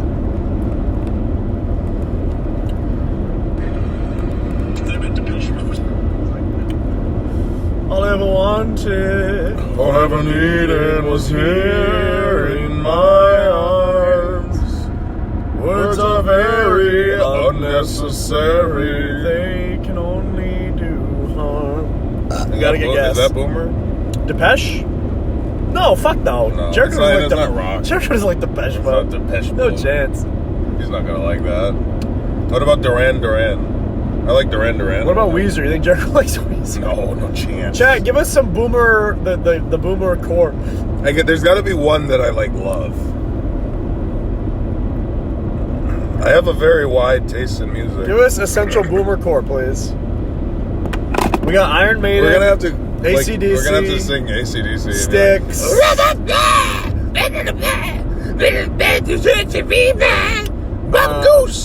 Bubble Goose. Alice Cooper. Alice Cooper. I like Alice Cooper. Give me an Alice Cooper song. I don't know any. I know him in the Stooges. Wait, was he in the Stooges? Was Alice Cooper in the Stooges? I like that song that was in GTA 4. And now I wanna be your dog with the fucking ding ding ding ding. I like that song a lot. Phil Collins? That's not Boomer. He's not gonna like that. He is a Boomer song, but I'm talking like Boomer rock. Like crack open a can of Monster. School's out. Oh yeah. Summer. That's Alice Cooper. He's a WrestleMania legend. No more Mr. Nice Wyatt, we're not going. Yeah, but they're a one-hit wonder. Like, I don't think they're really that. Poison? Is that Pour Some Sugar on Me? Pour some sugar on me. I didn't even have to change my voice. Oh, Guns N' Roses. Oh, I like Guns N' Roses. Yeah. I like Slash. Slash was Awakening. Could you sing Motley Crue is huge? I like Motley Crue. I like Kickstart. Go! Yeah! Kickstart my heart and If you can sing Paradise City, you'll win points, I think. Take me down to the Paradise City where the grass is green and the girls are pretty. Now won't you please take me home? Yeah, dude, you should do that. Do that in your dad rock voice. It's just my Roxo. Just another mega bone on the It's my plate. Dr. Roxo the Clown voice. I do cocaine! Yeah. You'll lose your voice, but it'll be worth it. Yeah. Creed? No, not Jericho's era. But it's Canadian, right? Creed's Canadian? Are they Canadian, or am I thinking, is Nickelback Canadian? I don't know. One of them's Canadian. Creed seems American to me. Hello, my friend, we'll meet again. That's Twisted Sister. Who was I thinking of? Hey, you. Or wait, who? Sister. What was the band that you said that I thought was? Pearl Jam?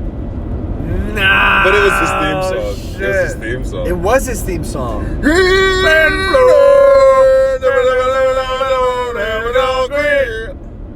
Again. Oh, shit. Steel Panther. My brother loved Steel Panther. My older They're brother. the new Dead Rock, right? Steel Panther is like a parody. They're kind of like Spinal Tap. They do like parody heavy metal song. They still like it though. Like it's still their shtick. My older brother's a huge like rock guy, and he when I was a very impressionable young, like Brennan always likes to say, I probably could have been groomed into being a terrorist because anything my older brother liked, I liked. He got me into wrestling. He got me into Metal Gear Solid. He got me into music, and my first like big wave of music that I liked was dad rock, like metal or not metal, but like some metal, but like mostly like rock and roll, like heavy rock, hard rock. So I was super into. I was fucking into Motley Crue's like new album in 2006, which was probably horrible. Yeah. But my brother loved it. It was called like the Saints of Los Angeles or some shit. And I bet if I listen to it now, it's like fucking tragic. But at the time, I was like, "Yeah, we are the Saints of Los Angeles." I was into fucking Buck Cherry, bro. You know Buck Cherry? Yeah, but what's one of their songs? You're crazy, bitch, but you fuck so good. I'm on that's top such of an it. ass I'm song. on you. I'm doing you all night. That's butt rock. Yeah, dude, that's butt rock. Jericho has a Judas Priest tattoo. What's a Judas Priest song? Judas Priest? I actually don't know. That's a big. I will know a song when That's a hole in my knowledge. He likes Bowie. Could you do a Space Oddity? Ground Control to Major Tom? I like Bowie. I like Bowie a lot. Do something from Black Star. Forget can't live. from the pillar of Amen. From the pillar of Amen. From the pillar of Amen. You have a blindfold. From the center of it all. center of You it walk all. out on stage with a stigmata. I love that album so much. It's so fire. It is a pity she was a whore. It's so like, that's so my genre of just like not music. I can't give everything. It's almost like a away. musical. It's like It's a musical that's written by a guy dying. It's awesome. And then you released it and he freaking died. It was fucking awesome. It was awesome. Like, what a cap on your artistic career. Yeah. In the pillar of Amen. Oh, man. In the At the center of it all. all. You know how I know I'm a David Bowie Chad? Because on my jacket, I have, my nickname was Black Star.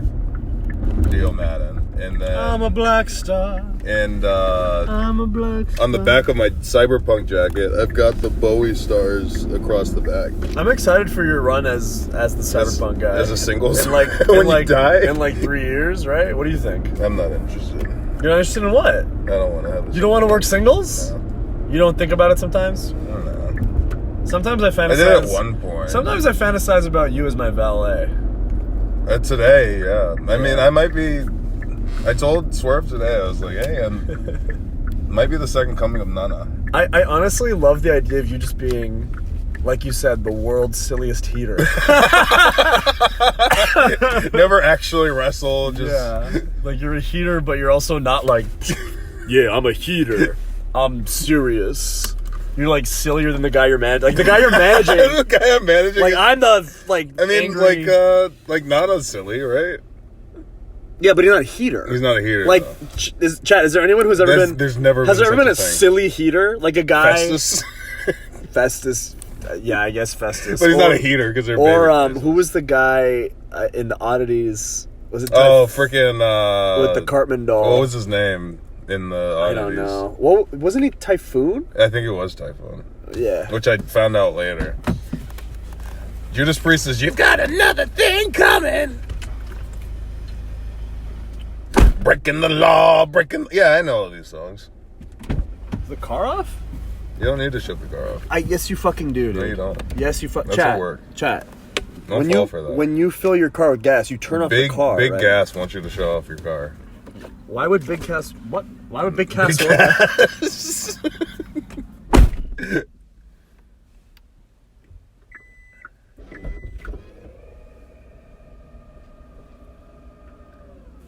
Golga. His name was Golga. Yes, thank you.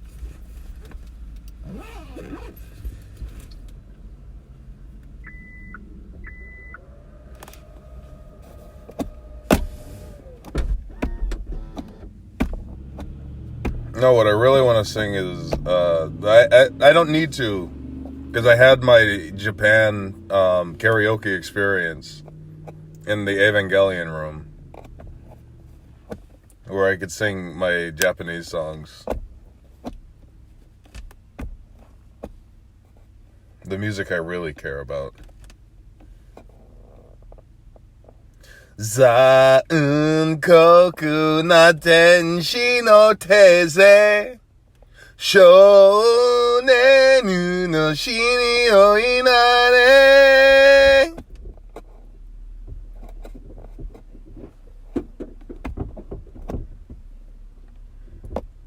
I did Baka Mitai in Japan, but it was really hard to find because the tablet was in Japanese, and I don't know how to type in Japanese. I can get by on some katakana and some hiragana, and like I know a little bit enough to, like, I don't know, get around, but I didn't know how to operate the Japanese keyboard to get the songs that I wanted. Baka mitai kodo no nano ne yume wo.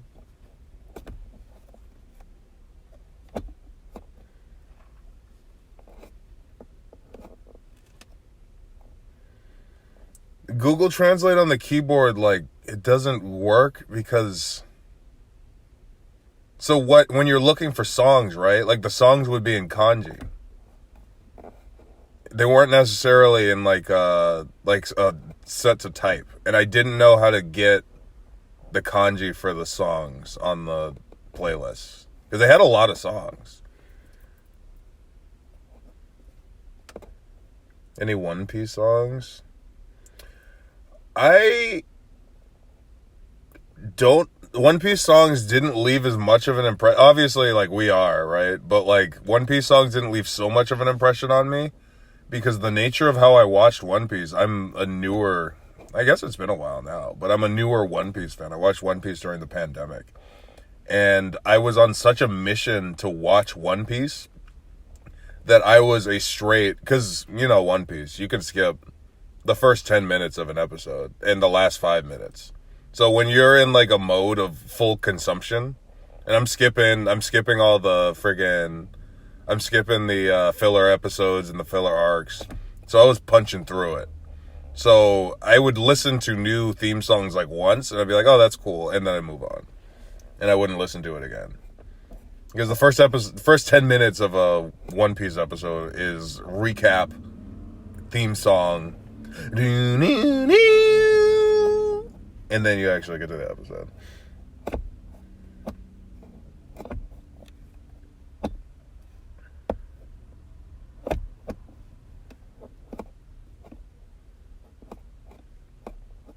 We should do World Tag League. That's what I would not. Nothing. My children long for Japan.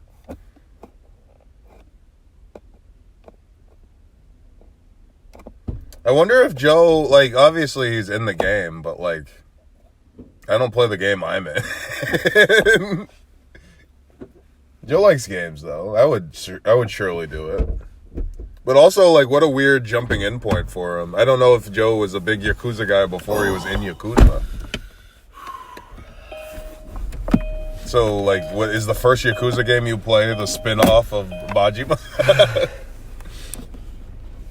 First one I played was 3, and I had no idea what was going on. It's hard to jump in. 7 was the reset, so, like, you could jump in there and... Starting route to...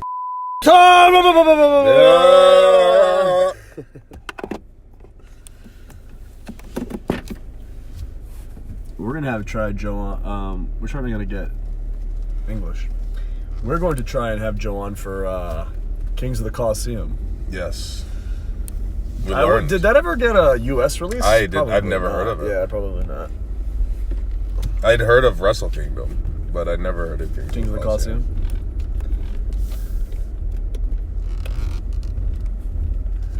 At the center of it all. At the center of it all.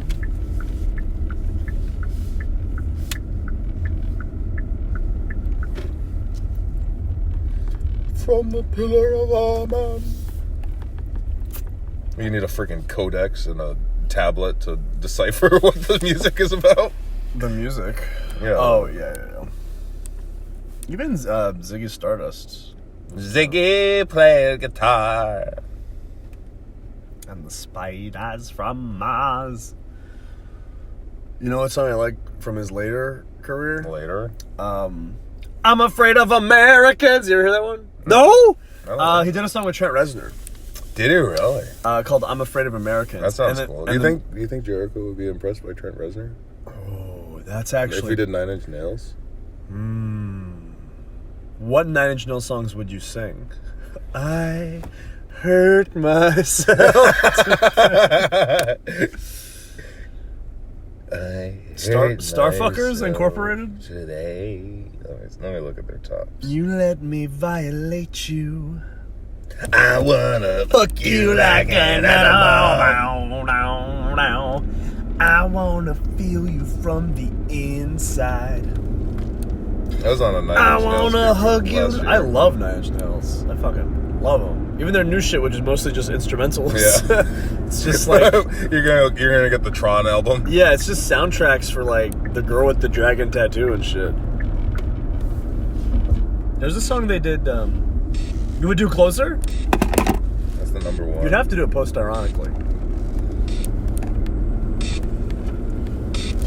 Head like a hole. Head like like a... That's actually pretty badass. That's a good one. Yeah. Yeah, like a hole. Black as your soul. I'd rather die Yeah, than that's give not you bad. control. Yeah, Bow that was down good. before the one and then everybody you gets serve. involved. You're going to get what you deserve. That's pretty badass. You can do the the tap and you put the mic up. Yeah. You hit the first one. Yeah, that's pretty badass. That's Okay, pretty good. I dig it. I'm I down dig with it. that. Chat, what's your go-to karaoke song? So karaoke's tough because like it's a delicate balance between being good but not being so good you come across. You don't want to as be a tryhard. You don't want to be a tryhard. Nothing worse than somebody who can actually sing karaoke. So even if you are pretty good at singing, like me, I purposefully add a little bit of amateurishness to my voice. Like when we did Say It Ain't So at the con. Oh, yeah. You know what I mean? Because it's not fun. It's not fun It's if, not fun if if somebody's you're good. just singing well. You're like, But if someone's like, you know, Dear Daddy, I write you. Like if they put a little stink on it, and when you hit those high notes, and you strain and you make it sound like it's really a struggle, it's kind of like wrestling. Yeah. Like some guys gotta are sell. so good at wrestling that everything looks effortless, but sometimes you want it to look like it's hard and that there's a struggle. The highlight of GalaxyCon. I agree. Many people are saying this. Many are saying this. Oh, here's the Para Siempre Vincente Fernandez. What is that? What? Is that a song? Is chat giving their karaoke songs? Yeah, Bad Touch by the Bloodhound Gang. Is that the one that's like, ooh, rock me Amadeus? Oh, what's that? What's that one? How does that one go? Is that Rock Me Amadeus? No, that's a different song. We're in This Together is by The Killer. The Killers? The Final by Darren Gray, who's based.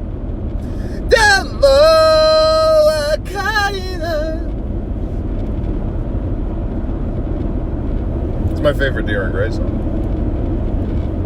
Backstreet Boys, Everybody. That's a good karaoke. That's a good one. Do you dance though? Because you gotta Do you dance. know the moves? You gotta dance. Him, Wings of a Butterfly. Where are you guys freaking karaokeing? Hell? Yeah, it has to be kind of recognizable. Living on a Prayer? Yeah, that's a good one. Yeah, it's a little over. It's That's a little overdone. overdone. Rock Me Amadeus is Rock Me Amadeus. No, what's that Bloodhound Gang song that's like bum bum? Ooh, rock me Amadeus. OD to the oldies, Golden Girls got me. Look at ice tea. Smooth by Santana is a fire pick. That's good. Cause it's just like the ocean under, because he lets you do a Jarl voice too. It's the same as the emotion that I get from you.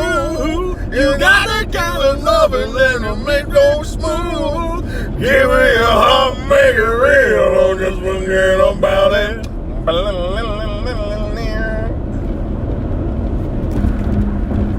Boy Named Sue. Okay. Boy Named Sue. That's pretty based. That's pretty based. Space Pig. Also, it gets everybody listening. It's a story. It's a story. I love Cash.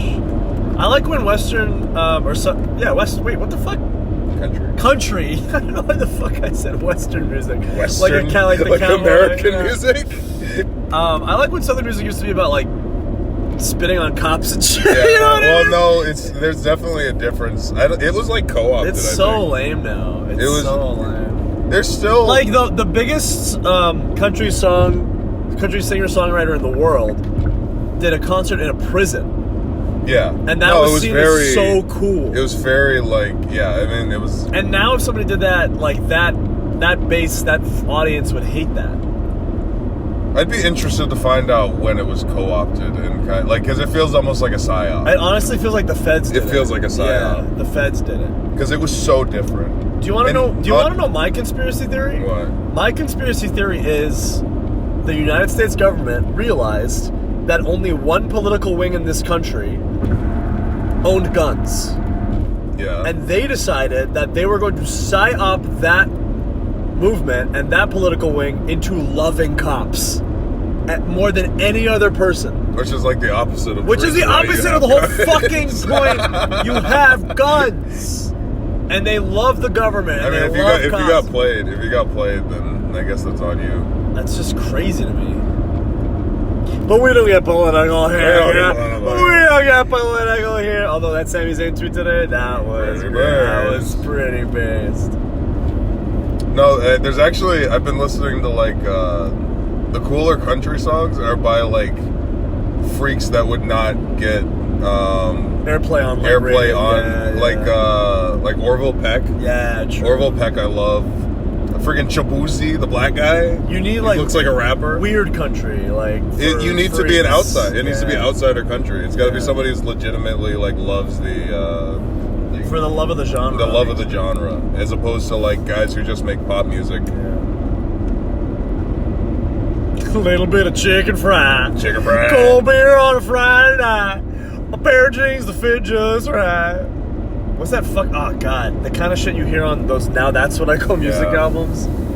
I was in North Carolina at like peak college country music. Like it was terrible.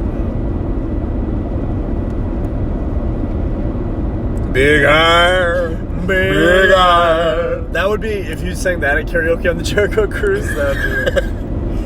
One time on the Disney cruise we went on, well, you were there. Yeah. A guy sang "The Wanderer," which I'm the Wanderer. who could never settle down, which I picked up from Fallout 4, and I popped huge. I pop when I hear those songs in the wild because they are like popular songs. Yeah. But you'd only hear them at like a 50s diner. Right. I'm the guy who'll never settle down. I fuck 'em and I love 'em and I kiss 'em and I squeeze 'em. What did they mean by chopping that? The guy who was chopping all the women's meat. Whoa! Now Butcher PD was chopping all day long. Yeah, that song's just great. having sex with everybody's wives. Like that's crazy. That song's great. In the 50s. Yeah, we were just talking about that song about a woman who talks about sucking on her titties. Sucking on those. I got nibbles on my titties as big as my thumb. Can you find that song? That's a real song, guys. There's a 50s song about a woman talking about the size of her nipples and how she likes to have them sucked. She would make Nicki Minaj blush. Yeah. And what'd you say? I got titties that'll make a dead man come. My pussy will make a dead man come. I got nipples on my titties. I got nipples. I'm gonna look up. I got nipples because I don't remember the name. I got nipples on my titties. On my titties. The chain's really good. Suck it, shave them dry. Shave them dry. We're just talking about that song. Oh, shut up, nuts.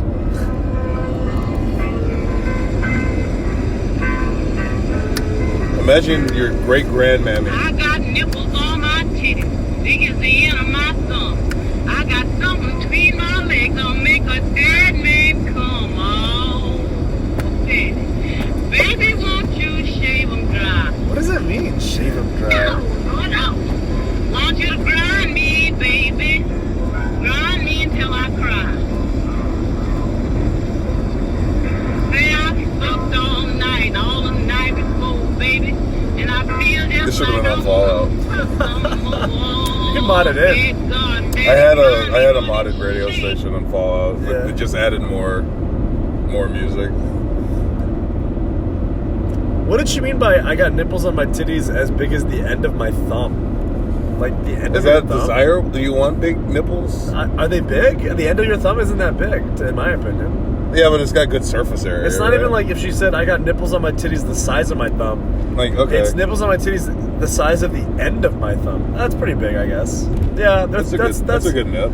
That's a pretty wide circumference, I would say. Shave them dry.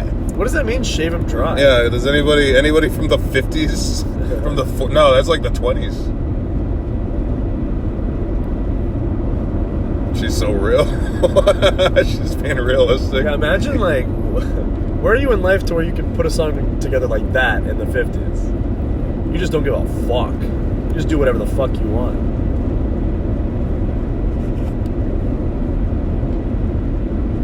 No Ghost Rider, straight from the soul. Cardi B4.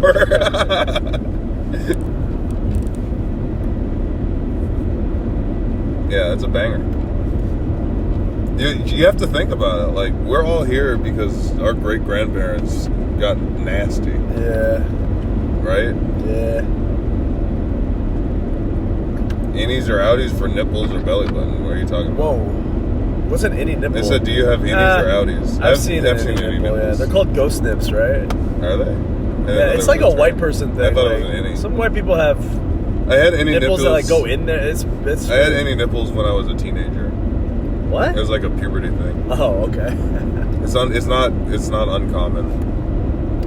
I'm an innie belly button. I think most people are innie belly buttons, right? I think Yeah, it's pretty rare. Yeah. I don't see outies often. And I'm in a business where I see a lot of belly buttons. That's very true. Imagine a wrestler with an outie belly button. That would be memorable. I can't think of any. But then again, I guess I don't really pay that much attention. I would if you had an outie, I'd Really? realize. Zelina, I think, has an outie. I think she does. Yeah. I think Braun has an outie. Braun? Yeah, maybe. He usually wears a shirt in the ring, though. Yeah, but when he takes that thing out, he's got outie nipples too. They're pierced. I got nipples on my titties. What's another good Fallout song? Yippee! There'll be no wedding bells for today. I got spurs that jingle, jangle, jingle. Jingle, jangle. As I go right merrily along. And they say, oh, ain't you glad she's single? Jingle, jangle. And that song ain't so very far from home. Oh, wedding bells, oh, wedding bells, wedding bells. Oh, I may have done some fooling, this is why I have a vow. That's a good one. That's a good one. Do people not like Johnny Guitar? Have I been seeing Play it this? again. It's slow. It's slow. It's slow. It's not the best thing to hear. There was never a man like my Johnny. Yeah, I mean, it's not the best thing to hear not when good, you're... though. Yeah. I kind of liked it like when it was nights. Yeah, well, atmospheric. Yeah. Because it's kind of like a... But Jingle Jangle is so awesome in the juxtaposition of, like, being in a firefight, you know what I mean? Or, like, something like that. That's why people love the Fallout, like, the 50s glitz Yeah. and glimmer in comparison to the muck and the grime of a post-apocalyptic world. That's pretty much what carries the franchise. Appeal, yeah.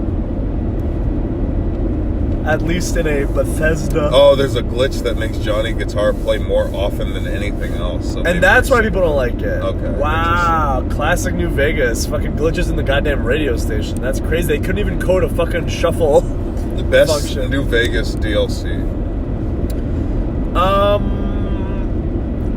Okay, so we have Honest Hearts. Honest Hearts. Dead Money, Old World Blues, and what the fuck is it called? The Divide, or what? The Divide is the last one. What? Yeah, but what the fuck is the name of it? What is the Divide one? End of the Line or some shit? What the fuck is it called? With I feel like it has a cooler name. With the guy who's Not Ding Dong Ban. Courier. Your choices have consequences. With the new court, they're the old court. The dude with dreads and the he's gas awesome. mask. He's me. It's pretty cool. Literally me. What the fuck was it called, chat? Lonesome Road. Lonesome Road. Yeah, Lonesome Road. Okay, Dead Money, Honest Hearts, Old World Blues. Honest Hearts is pretty fire. Is that the one with That's the Joshua one with Graham? Joshua Graham. It's actually not that fire. It's actually kind The of hard. mission is not that, but the story is really It's cool. kind of hard carried by Joshua Graham. Yeah. Like quite a bit. Okay, It's a no, that's one fair. character DLC. It is a one character DLC. The environment isn't that cool. Dead Money's pretty neat. I but like also Dead Money. Miserable. It's miserable, but it's one of those bad on purpose things. Yeah. Like it's supposed to be this horrible dredging. Cool characters, good writing. They all have good writing because it's Chris Avila. I love the Big Empty.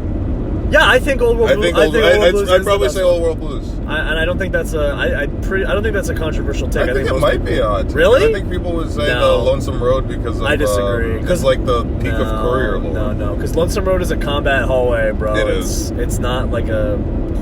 I would say most people Big would Empty say, is like the perfect balance of like good, neat gameplay, cool new area, Yeah. good concepts. I love the brains. It was kind of like a pre-Rick and Morty kind of thing, like before that kind of humor Before got it was broken. that kind of like you know? Reddit science humor. You know what I mean? That smells awful. I'm sorry. That's bad. Oh, That's not good. That's terrible. That's not good. The robot brain who gets aroused by like human functions like breathing and like itching.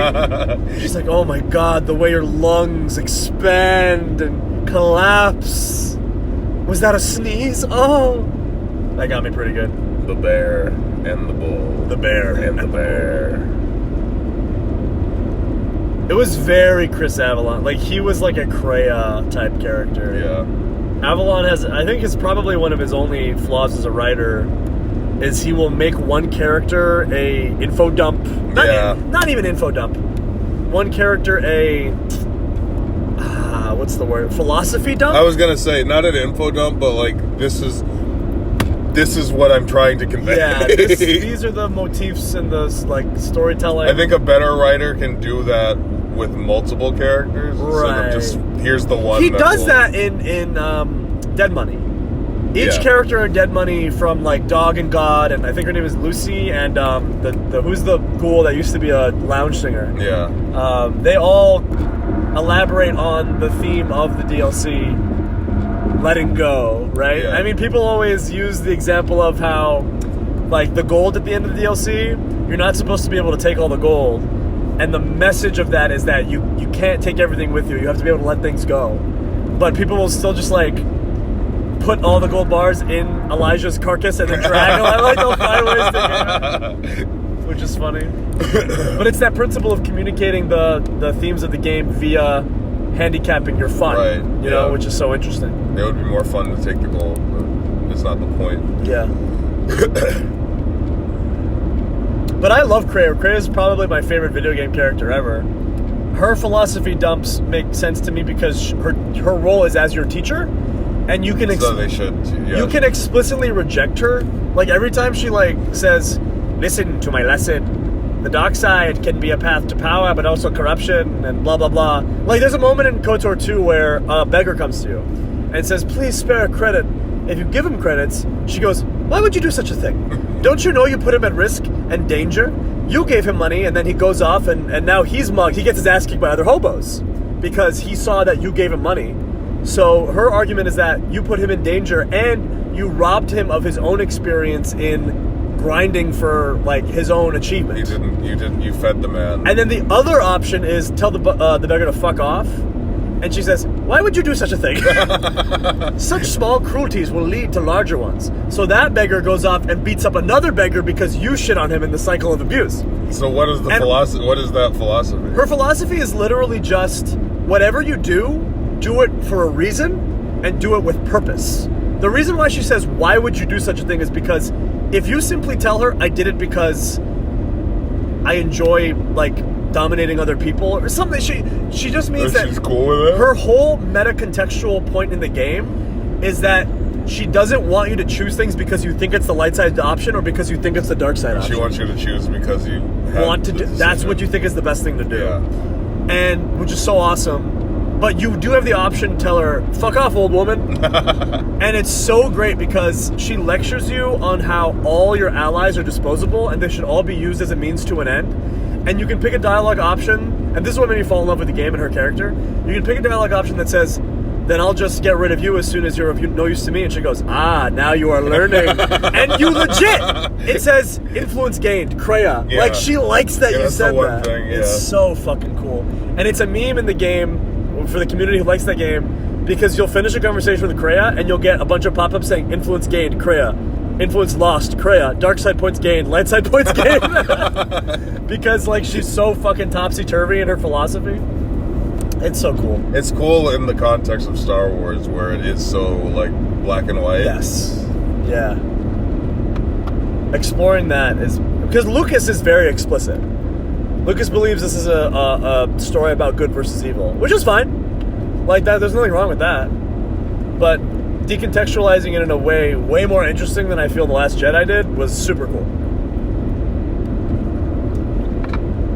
And if any of you want to play Knights of the Old Republic 2, make sure you get it with the download the restored content mod. Please!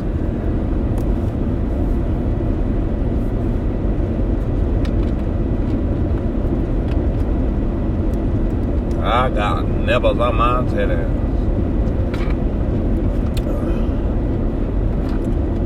We're working Wednesday, and then we're off. Well, not Till really. the cruise. The cruise is when? When do we leave? Friday. So it's a two-show week, basically. Well, we're probably But going to then be we're wrestling like 4 times. Yeah. On the boat. On a boat. Oh, shit. What if you get seasick? What if you can't handle it? I don't get seasick. I can get car sick sometimes. I don't really get seasick. I just get sick, period. I've been sick for like 6, like...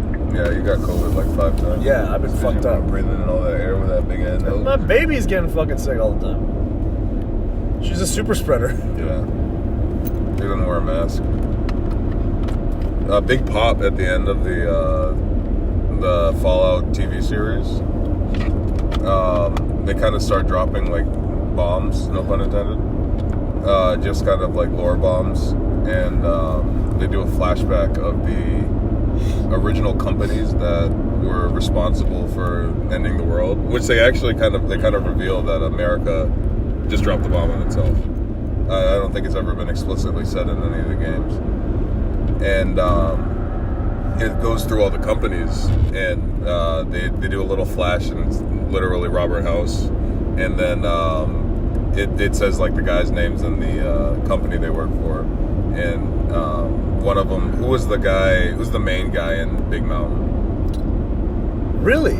They show the doctor? They show the doctor, yeah. Really? Yeah.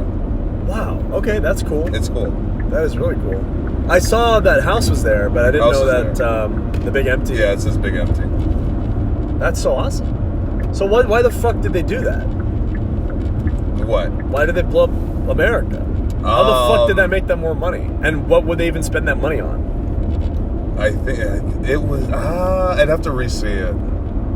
It was something to do... And chat, remind me, because I don't remember things much after it happens. I think they were trying to have, like... It was... They had a thing about a managerial class. Like a class that should manage America. And they were trying to breed the perfect manager class. And one of the vaults was specifically made for the people that would rule the world post-war. So a world without war, these are the perfect people who are going to... I think that was it. I don't... That's so weird to me because, like, the whole point is that I assume they set off a nuclear war for capitalistic gains, right? They believed it would make their companies more money? Or were they all, like... It was kind of like... were they all like Evangelion? It was kind of like... Was it really? Yeah, it was kind of more like... Seal? It was more It like was an like Seal? Anasele, yeah. Where they were... Like a Gnostic cult. A Gnostic where they were cult, like, yeah. no, It's time to reset. It's time to reset so that humanity can be greater. Okay, fair enough. And like obviously, House didn't buy in because he kept himself up. He preserved himself. You think the second season will be New Vegas? They've been teasing sure, it quite a bit. it'll Yeah. be New Vegas, yeah. Oh man, live action Caesar's Legion It's gonna be in their football helmets and shit. They're gonna look really dumb. They gotta change it up a little bit, yeah.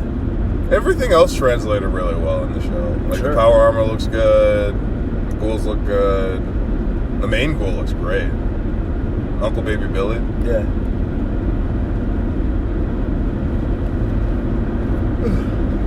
He's so good in that he's got like women like hear me out.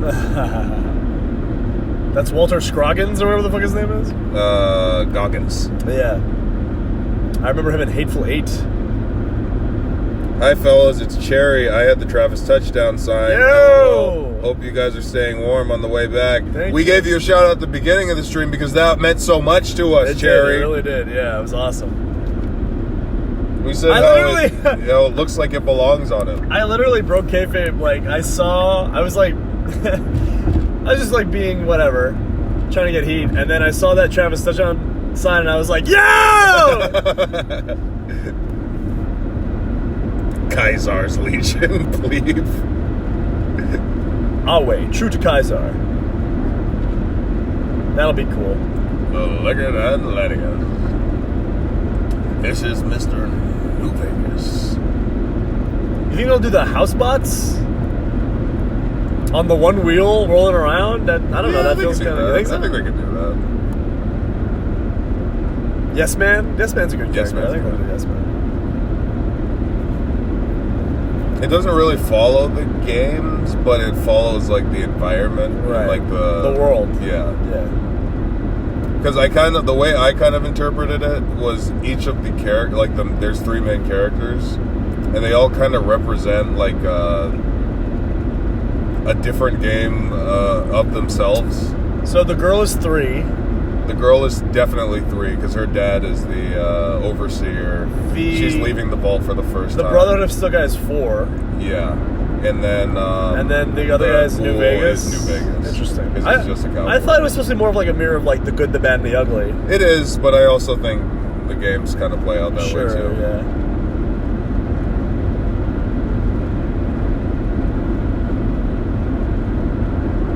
You know, there's a theory that the BOS that Maximus is in absorbs some of Caesar's Legion. Oh, the Brotherhood of Steel that Maximus is in absorbed some of Caesar's Legion because of the Roman-like name. Oh, I hadn't even considered that. They do have Roman-like names, yeah. interesting. But they didn't mention anything about Caesar's Legion in the show.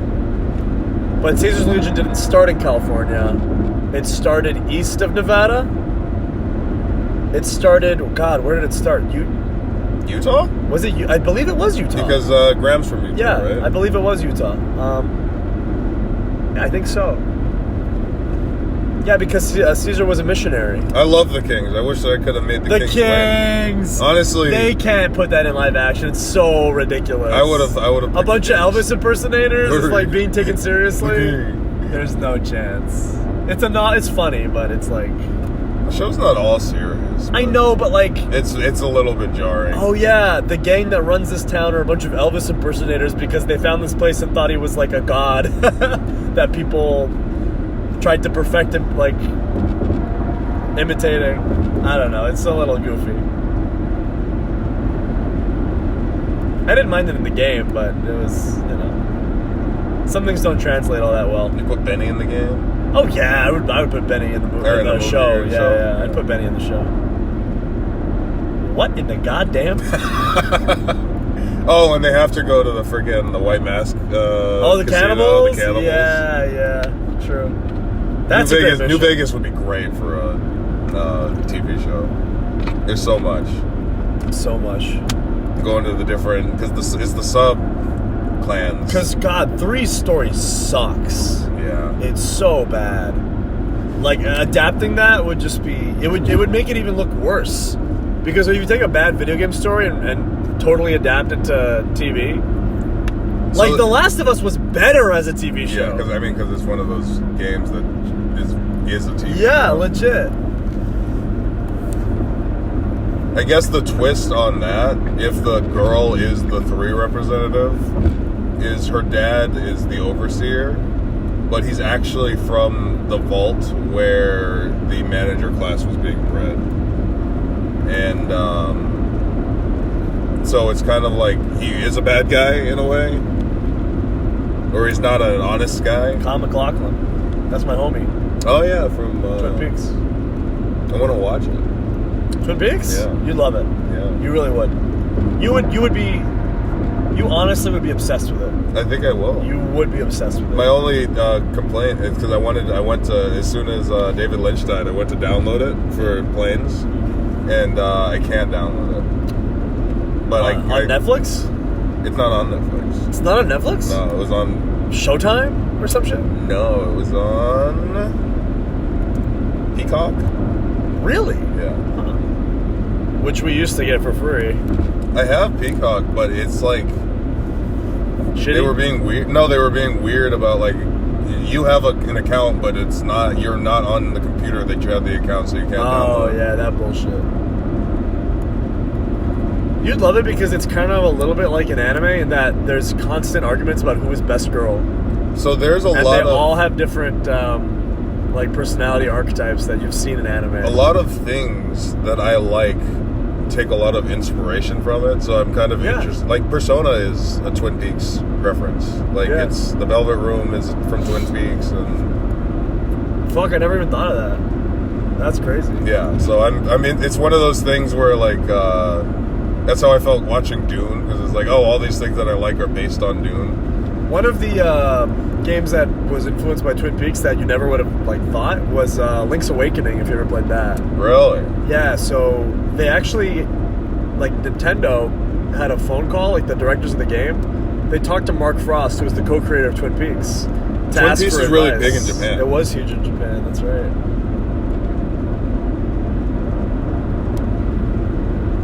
Apparently, that's why the game has all these like weird NPCs that just act kind of funny. And it's like a small community, and like it has so much to do with dreams and shit like that. Yeah, you would love it. You really would. There's a point in season 2 where Lynch stops being involved. Yeah. And there's a huge drop off in quality, but then it picks right back up in the last 2 episodes. Oh yeah, in a big way. In a big way. So it's worth it, in my opinion, to sit through the bullshit. It's not too long. It's like, what? It's 2 seasons. 2 seasons, yeah. And what is that? Return to Twin Peaks? The Return is season 3. Okay. And it's radically different in every way. You will either love it or hate it, and both opinions to me are perfectly valid. Because if you watch it thinking that you're going to get the same fuzzy Twin Peaks feelings that you got from before, absolutely not. It's so fundamentally changed. Well, not fundamentally. Is it a folie deux? No, it's not subversive. Or what am I thinking of? Yeah, it doesn't subvert your expectations.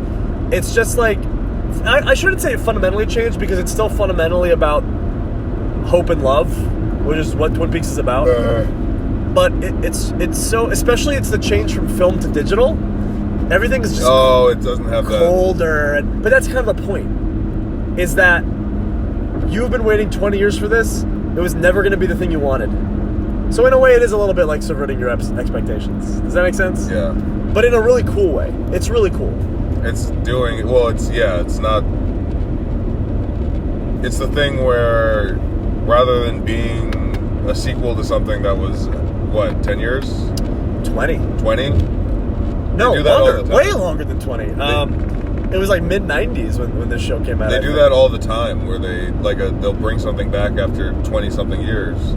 And then, it won't be good because there's no way to meet the expectations. So meeting that with,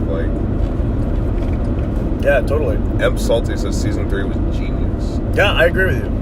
I agree. Definitely wasn't really a fun watch, but it was really cool. And you kind of have, I had to watch it twice to really... I don't even get it. I still don't know what happens in the end. I truly don't. But... it's a lot more like Lynch's movies compared to Twin Peaks, which is, as weird as it is, still pretty straightforward. All the clues and hints in the dreams and the weird esoteric stuff still has kind of a direct meaning, especially if you read the book. Actually, there's a book, Laura Palmer's Diary. That's the girl who gets killed in the show. And it's her diary from the show, and it's written by David Lynch's daughter. Which is super cool. Okay, that's cool. Who is also now a director. But Mark Frost wrote a book, something called The Secret Files of Twin Peaks. Chic from Hood Slam. Yeah. She's super huge into it. Super into it. Obsessed. Reads all the books, all the lore. I was trying to play Rivals with Chic this week. Oh, really? She denied me 3 times. Damn. Christ. As in she plays it but didn't want to play with you? She was on. She added me we added each other last week. And she was on. So I sent her an invite. And maybe she forgot it was me, because it's my name on there is Shogun GBO, so it's not super obvious that it's me. Maybe she has a lot of friends. I will. She'll be like, yo. Or maybe I just got her in between, because maybe she was doing ranked or something. Because you can't crossplay ranked. You can't that makes sense. Because she's on console. Console players have severe aim assistance. Right. To the point where they found people who were playing console with a mouse and keyboard, and they banned them. Wow. Oh shit. Because the aim assist is so strong, and then the mouse and keyboard advantage. It just makes it so it's like, oh, you're untouchable. Why not just not give anyone aim assist and then everybody's just on equal playing fields, you know? I think the idea is a console player is, I mean, you should have aim assist on a controller. Because it does not feel as good playing. I played on, this was the first time I was like, oh, I need to play mouse and keyboard for a game. It made a huge difference. So without aim assist, it's not, like, it's really hard.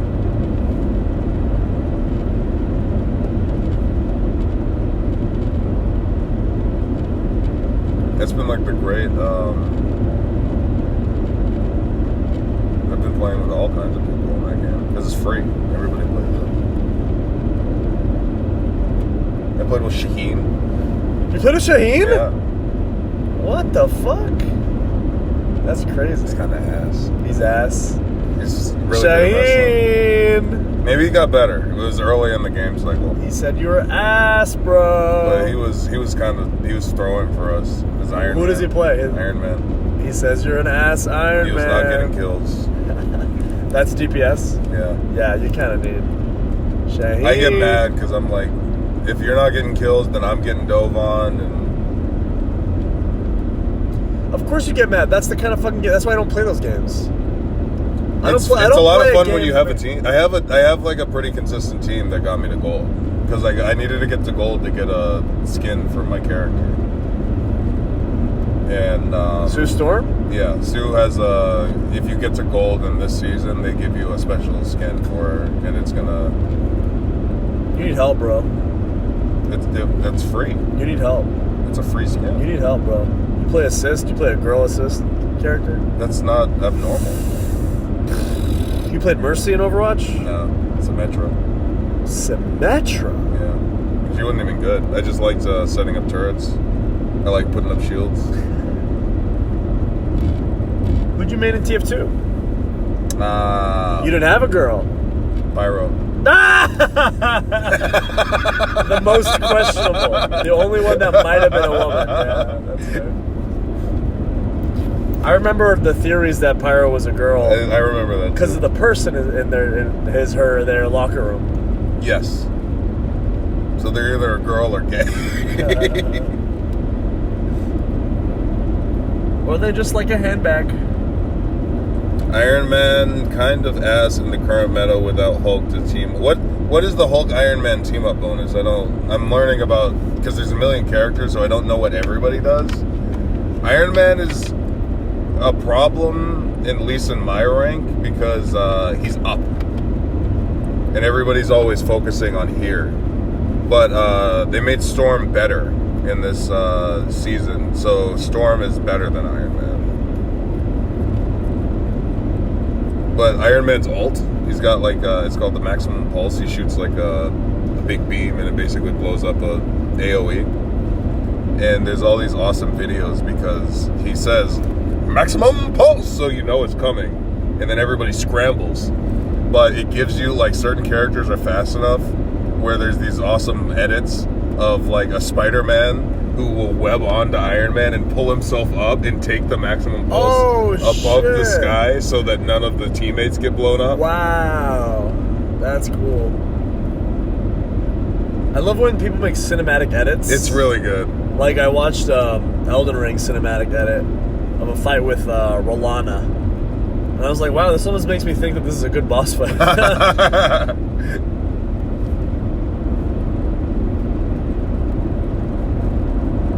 Rank the Elden Ring's bosses. Go. Unruly's streaming with the shirt right now.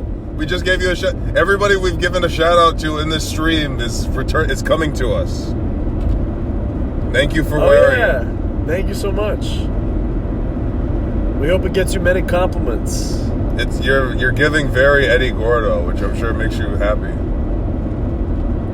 Let me hear your Elden Ring major boss rankings. Major boss? Yeah. Including DLC.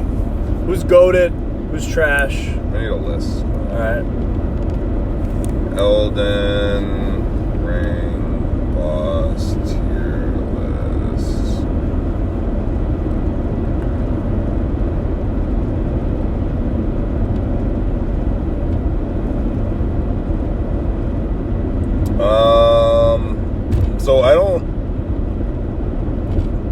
my rankings are weird because I don't. It's not necessarily about the. I like aesthetic. I like. I love. I like. Renal. Rolana or Renala? Renala is the. Because I like Renala too. Renala's in the pool, right? That's the mom.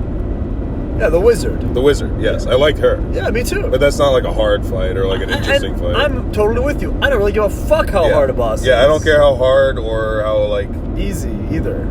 I will die to a boss on purpose if I'm not satisfied with how much I fought it. Like if I'm about to beat a boss and I've only played it like once, I'm like, I'm gonna die. I want to do this again. Like I want to see all their moves. Yeah, you know what I mean? Like I'm a big I was a big Dancer fan in DS3. Some people found her to be extremely difficult. I found it difficult, but I like the idea of like a waltzing boss where the actual combat is very like it because it always is, right? But when it actually queues up, that's why I like the Dancing Lion. Yeah, Dancing Lion's the same thing. Yeah. Star Scourge Brennan, that's great. That was a great fight. It was cool. It felt like a friggin' boss raid. I would do A for Radon. I'd do A. I would do A, but only if you summon all those dudes. You have to summon have to summon. If it's That's just by the point. If it's just by yourself, whatever. But if you summon everybody, that's what's awesome about it. Because you feel like you're going to war and you feel so awesome. Like, especially if you get that you know that weapon you get from the soldiers where it's like a banner and you can rally? Yeah. That's so awesome. That was sick. But if you fight him alone, you're a dork. Malekith. It's another guts, right? I'm just not like. First of all, I hate his first phase. I hate Grank. Yeah, Grank sucks. He never stops moving. He never settles down. He's always attacking. I hate Grank. When he turns into Malekith, I like his phase a little better, especially the dancing slashes. Yeah. I like the parry you can do around with the special item. I like his. Oh, that's a Grank move. I don't like his design. I think it's a little too anime cliche. Yeah, with his big sword. Yeah, I would put him in a C.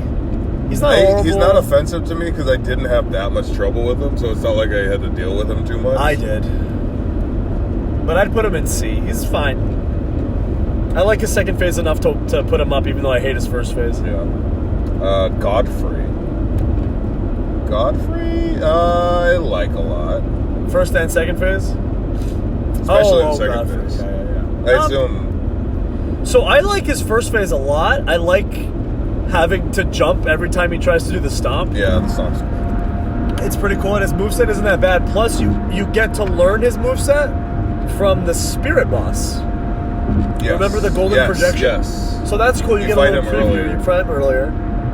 His second phase is. I like his location. I like the fact that it's like I like the setup to it, where you're about to get to the tree, and it's like, all right, time to lock in. That's I think they failed him on a lore level when he said, "Now I'm Horalu." That kind of came out of nowhere like, for me. I didn't get it. Who the fuck is that? Oh, from the intro cutscene? Yeah. Horalu! Okay. Like, why does that mean anything to me? I don't really care. It didn't mean, well, it should mean something to you because you're tarnished. There was cut content where you were supposed to talk to Horalu. Well, because his daughter's, like, or what's her name? No, you were supposed to talk to him before going to the Lands Between. Like, he was going to be, like, maybe at the end of a tutorial or something, where he would say, "Now, tarnished, we leave for the journey." They cut stuff with the girl, Lou, too. Oh, really? Yeah, there was a lot more with her, too. So, I would put him in C as well. He's okay, but presentation-wise, there was something kind of lacking. Melania? You hate her. I don't hate her. You hate her mechanics. I don't like that she regains health. There's no narrative or character reason for her to regain health. There is no reason for her to regain Scarlet health, Rot, other than just to be bloodborne. Scarlet If Rot... If anything, she should just be rotting you out, which she does. Like, Scarlet Rot does not suggest that it gives you health when you attack someone. We should all be bleeding out. Like, that's kind of weird. I don't really get that. If it wasn't for the fact that she got health back when she hit you, I think it would be like honestly That'd probably be better. like an A or S tier. Yeah. So I'd put her in B. I think she's really cool. Yeah, she's cool, but that health regain thing is just I just don't get it. It's like just so you can say she's Bloodborne. I don't get it. Yeah, I'd put her in B. Morgott, the Omen King. I like Morgott. I like Morgott too. He's cool. The arena's cool. He's been built up. We fought him before. Yeah, I like a multiple boss fight. Especially, it's like you said, you can get more out of it. I like his character as like an Uncle Tom for for Omen. Shucking and jiving. Where he's like, yeah, I deserve to be thrown in the fucking sewers. Let me shave my fucking... And then when you make him bleed, he gets pissed off. He's like, how dare you spill my cursed blood on these... Like, what a these holy loser. lands. What a loser. What a cuck. But I like that. I think it's interesting. It's a very interesting character. As far as the fight, I didn't really think much about it. I'd put him in B. Market. Why do they have a different name? I don't get that. I really don't fully understand. Why does he have a different name that is the same name? Probably because it was supposed to be a secret that an Omen was the king of Leyndell. So he wanted to assume a pseudonym, but the pseudonym was his same fucking name. It's so dumb. With a different vowel. Yeah, it was dumb. Moog. Okay, Moog in the palace Awesome setting. was awesome. Awesome setting. The music is awesome. Yeah. The song is great. He's not an Uncle Tom. So delightfully edgy. Yeah, he's the Malcolm X of He's the Omen. Malcolm X. Yeah, he's the Malcolm X. If Malcolm X was a pedophile. He's the... he was cleared of all charges, He was cleared. remember? He was entrapped. No, but he was so interesting. He was entrapped, still bro. interested. He was entrapped. That little boy called him. Legit, he was hypnotized. I love and I think his second phase is cool, even if it is a little like... It is a little he cheesy. grows wings. It's Yeah. cute. But it's fine. It's blood wings. But I like his... I love his Thormos lore. mother. Thormos Mother's awesome. I'd put him in A. Yeah, that's an A. Radigan. I love Radigan. I'd put him in S. I love a sad boss at the end of the road. I love the friggin'... I'm also a huge mark for the trope of playing the game's main theme. Yeah, we love a light. For a we love boss light fight, motif. I got chills. Yeah. Also, the setting's awesome. Yes. You're inside the Getting there is tree. awesome. You're in the Erd tree. So, here's an interesting question for you, because technically, this is kind of cheating.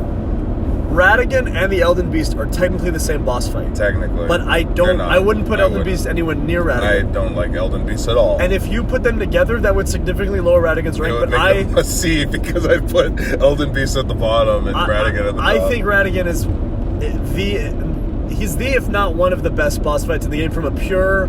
You feel like every time you fight him, you're learning how to be better. Yeah. Like by the time he's got his moves are very like... You can read them. They're readable. He's not a bullshit. Yeah. Other than maybe like when very fair. When he hits you with a lightning bolt, sometimes those are really quick. But for the most part, I felt like very fairly challenged by Radigan in a way I did not feel with, say, Rolana, who I just did not understand what the fuck was happening. He's not particularly immune to anything except for Holy. Yeah, I thought it felt like a dance in a way. It felt like a duel, but not one of those like. Yeah, I like. That's my favorite kind of boss. Radigan a lot. Yeah. Godric the Grafted. I love Godric. Awesome. I love Godric. Fuck yeah, I'd put S2. What is Tone Setter? Even though in kayfabe he's a scrub. Even kayfabe he's a jobber. Yeah, but like. That makes him interesting, though. Like, the fact that he's scrambling for, country bumpkin. I'm losing! He's like, oh, when he chopped his arm off. So, that's one of the bosses where I let myself die so I could watch that cutscene again. It's so awesome. Of him chopping his arm off. Ancestors all! I love that he's the equivalent of, like, losers who think they're cool because they have, like, my ancestors were Nords. Yeah. It's like, Vikings. I come from Viking blood. But you're just like, you just drink monsters. You're the worst. You're the worst of your bloodline. Like, nobody takes you seriously. Being the worst of your bloodline, but like having... But you're the only one left, so you just get it. Yeah, I loved it. I love the dragon arm. I love the grafted gimmick. I love his song. I'd put him in S as well. Also, it's the end of a legacy dungeon, which is awesome. Which is probably one of the best, if not the best well-designed, because it was first. But yeah.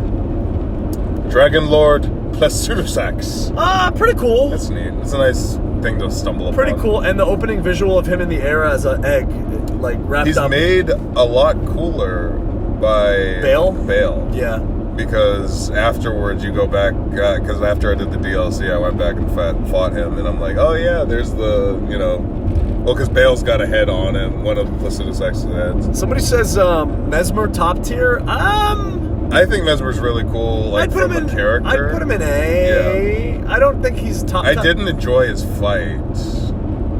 I enjoyed his second phase. I thought the giant snake coming out of thin air was felt like you were fighting pretty Orochimaru, cool. Yeah, it did feel like Orochimaru. Yeah, holy shit. But his first phase is okay. I love his lore. I love his song. I love his little. He has the Radigan leitmotif. Yes, which is so cool. I love that when you beat him, he's like, "Mother." Oh yes. Curse America. you, yeah, America. Curse. I love that he's like a discarded sad child. mommy's Yeah. boy. And when he realizes that you were given grace and not him, How do you give? What is it? How do you give grace to one sober he goes, mongrel. He calls him Mongrel. He said, mother. It's very Gilgamesh. Would thou givest thy light to one so bereft Breath of grace. Yeah. He's cool. also kind of like Godric in that he's superior because of his blood, but he's also awesome. Yeah. We would love to come back to Japan. Oh my God, we would love to. Take us back, Japan. We've actually, even more so than us, our families have been wanting to go back to My Japan. children, they send me texts. They say, Father, we must return to Japan. And they do not speak like that. Yeah. Rykard. I love Rykard. Rykard's awesome. I love Rykard. It's the best use of the Storm Ruler. Yep. To me, because it's not just like, you don't have to just hit it 4 times. Like Yorm was so underwhelming.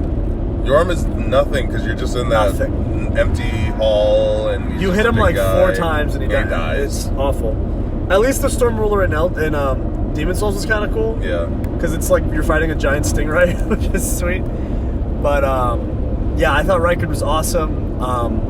Great music, great location, the big ballroom where everything's on fire. Yeah, I love it's the a dungeon, volcano. even though you can just skip it. You know, you don't really skip it. You just do the assassination. I want to put him in S, but like I don't love his Rancor attack where the ghost skulls. I do love when his wife comes and eats his head. Yeah. He's got a cool lore too. Personally, I'd put him in A, but I would accept S. A or S, yeah. Renala. I like Renala a lot. Yeah, I like her. Her first phase is a cool little puzzle boss. I love a fun little gimmick boss puzzle. A lot of Souls fans hate these puzzle bosses. I love them. Second phase is awesome. Yep. When she summons crazy shit like dragons and giants, that's awesome. When she says, like, giant, remember your oath to me, I thought that was sick. Because it's actually a good example of somebody who is a magic user in the world, who's like a powerful spirit summoner, because otherwise you're the only one. Yes. No. Well, people summon, like, there's summoned spirit giants. The snails. But, like, it's like the first time, it's the only time that you fight just like a wizard. Yeah. But she's a little too squishy. In my opinion. But she's also like a very early boss. I'd put her in B. Meant to be beaten so that you can use her. I do love like the idea that she's like a lobotomite. Like she's kind of brainlessly there, and her daughter is puppeting her. Yeah. Moog cleared of all charges. He did nothing wrong. Honestly, dude, he kind of didn't do anything wrong. He didn't do nothing wrong. The only thing that he was entrapped. The only thing that he... But he took the bait. Okay, here's the thing. If he was charmed after he kidnapped... No, that's not true. He must have been charmed before. Because, I think, and correct me if I'm wrong, chat, it's explicitly stated that Miquella needed Moog's accursed blood to enter the land of shadow. He was charmed before, but Moog proposed before. I don't know if that's true. I think that's true. Based on what? I think that's in lore. Proposed? I've seen that in the... Like, he was trying to... He wanted to be Miquella's lord. So you're saying it was more of like a... it was a mutual arrangement. It's what... Miquella did not want Moog. Miquella wanted Radahn. But Moog wanted to be Miquella's lord. Oh, wait a minute. No, you're wrong. No. Because of this. Millennia was specifically sent to kill Radon to send his spirit to the land of shadows. So Mikola needed Radon not to be alive. No, Millennia wasn't sent to kill Radon. Yes, well, yes, I thought she was. I thought she was sent to make Radon fulfill his promise, one way or the other. In the land, because you need the gate of divinity to become a god. So he couldn't have just said, when "Yes, I will marry you, little brother." When Millennia stabbed him, is when she whispered in his ear, "Remember your promise to Mikola." Yeah. So he needed to have died to gone to the land of shadows. And the plan was Well, always to use Moog's body and Radon's soul. Yeah, but Moog always wanted that little boy. I don't know if that's true. I think Moog wanted a dynasty. It's possible. It's possible. I think he wanted. But it muddies it a little bit. Yeah. And Moog's boy Ansbach is the awesome. best, biggest He's the best. bro. He's probably the best doesn't betray character. you. He's like Yeah. the like if the whole Even when you tell him, he's like, "Yeah, I killed Moog," and he's like, "But you wanted an honest tool." Yeah, like for the fact that he was a knight in service to the Bloodlord, super honorable and chill. You get right? like both ends of the Bloodlord court because White Mask is an Varys, asshole. yeah, true. What did we just say? We were talking about Moog. Oh, I'd put him in A. Yeah, Moog's A. Elden Beast. I don't know if I hate him as much as you do. Okay, here's a question for you. Now that you Better can find now him, with the horse. now that you can find him on horseback, where would you put him on horseback? Probably. He's almost too easy on horseback. Yeah. It's like the opposite problem. But like, he's hard because you have to run and he's shooting beams at you. Like it's like I'd say D. He just leaves. I'd say Yeah, D. like I don't like that. Fight me. Yeah. It's And cool. It's like an the interesting concept. The arena is cool. Yeah, but like yeah. the first thing that came to my mind was are all these trees other planets that the Greater Will sent a beast Yeah. to like inhabit and create a golden order. Well, it's kind of like getting the Ash Lake and Yes. where you see all the pillars. But as a Or fight, the- it's like meh. it's Golden Order. Yeah. Fire Giant. I like the Fire Giant. It's a tough one. Because specifically, I tripped him and he broke his ankle. Which is awesome. It's awesome. And the fact that he rips his own leg off is so That's funny. also awesome. I like a dying boss that's just flailing at you with whatever he's got. Yeah, and I love a boss that removes his own limbs. Yeah. Like the last giant in Dark Souls 2, or even Godric. Yep, Godric. I think Fire Giant. I want to like him so much. I love that his fucking stomach becomes a face. Yeah, that's cool. That's so awesome. And there's something to that too, where what is that? The face is that of some kind of god. An outer god. An outer god. Yeah. They have And a apparently connection. all the giants had the capacity to do that, and that's why the trolls have a big hollowed out hole. because they. It's cool. Here's what kind of sucks about this boss.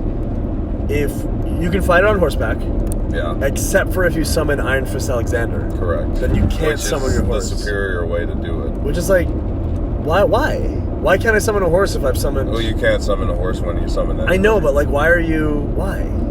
I don't know. I just think that's weird. It's just the nature of the game. And I also think he can one-hit kill you pretty easily.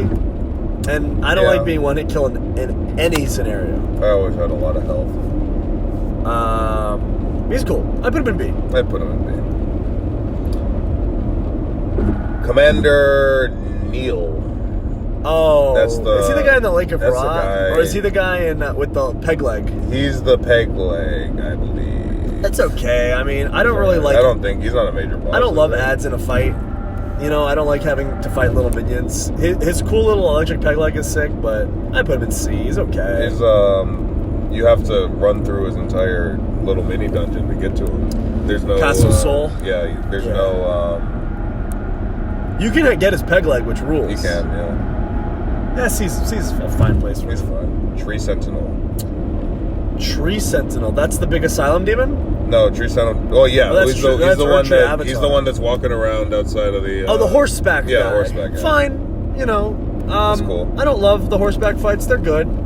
They're fine. I don't love the horseback. I don't love them, but they're fine. I like him as like don't fight everything you see. I think fighting 2 is bullshit, but yeah, see, nothing. Oh yeah, fighting 2 and same goes for the night. What are they called? The Night Riders or whatever the fuck? Yeah. The Night Sentry. They're fine. The Night Riders. The Night Riders. Astal, natural born of the void. Oh boy. Super awesome design. It looks really cool. Super cool walking into that arena. Awesome that you see like him from larval stage throughout the game. Yeah. Like you fight every version that would lead up to that him. character. Oh shit. Really cool weapon. It's unlike every other weapon in the game.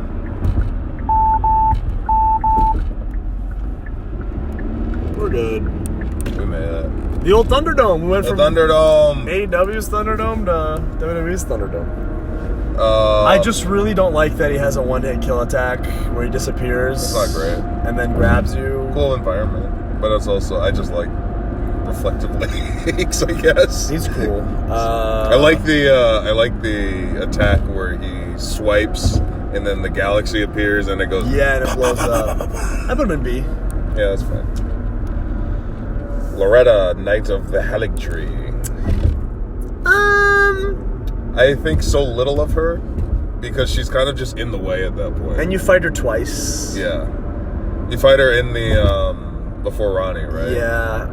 And then when you're at the Kind of like Haligtree, Godfrey, yeah. I'm like, God, get out of here. I'm trying to get to... It's cool that she has a big, like, magic bow. It's cool that she's a, what's it called? She's actually not a... Fuck, what are they called? What are they called? That's gonna kill me. The cartwheeling guys. Yeah. Our second generation, but... The ones with dragging legs are the first Chat! Help! Chat, what are they called? I know what they're called. I just forget.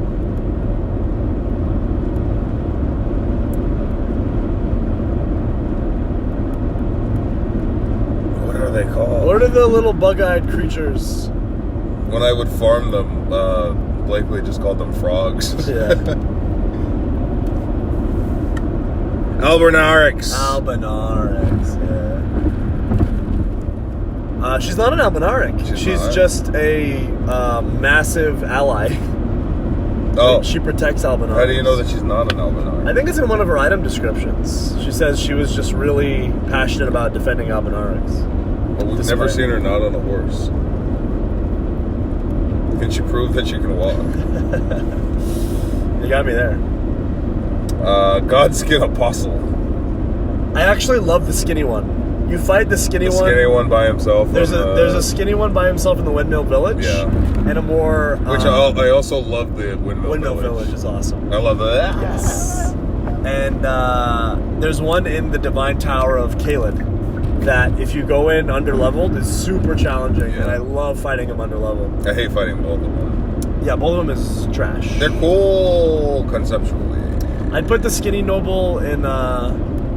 it's Apostle or Noble? Apostle is skinny. I'd put Apostle in B. Yeah. I put Noble in D. I don't like his rolling I don't like sonic it. shit. Yeah, and I don't like when he blows up. Yeah. Lich Dragon Fortisex. That Lich is Dragon when you Fortisex. fight. That's who you fight at the end of the Fia quest line. Oh, yeah. Right? Yeah. He's cool. He's cool. He got bugged on my last game that I played. Really?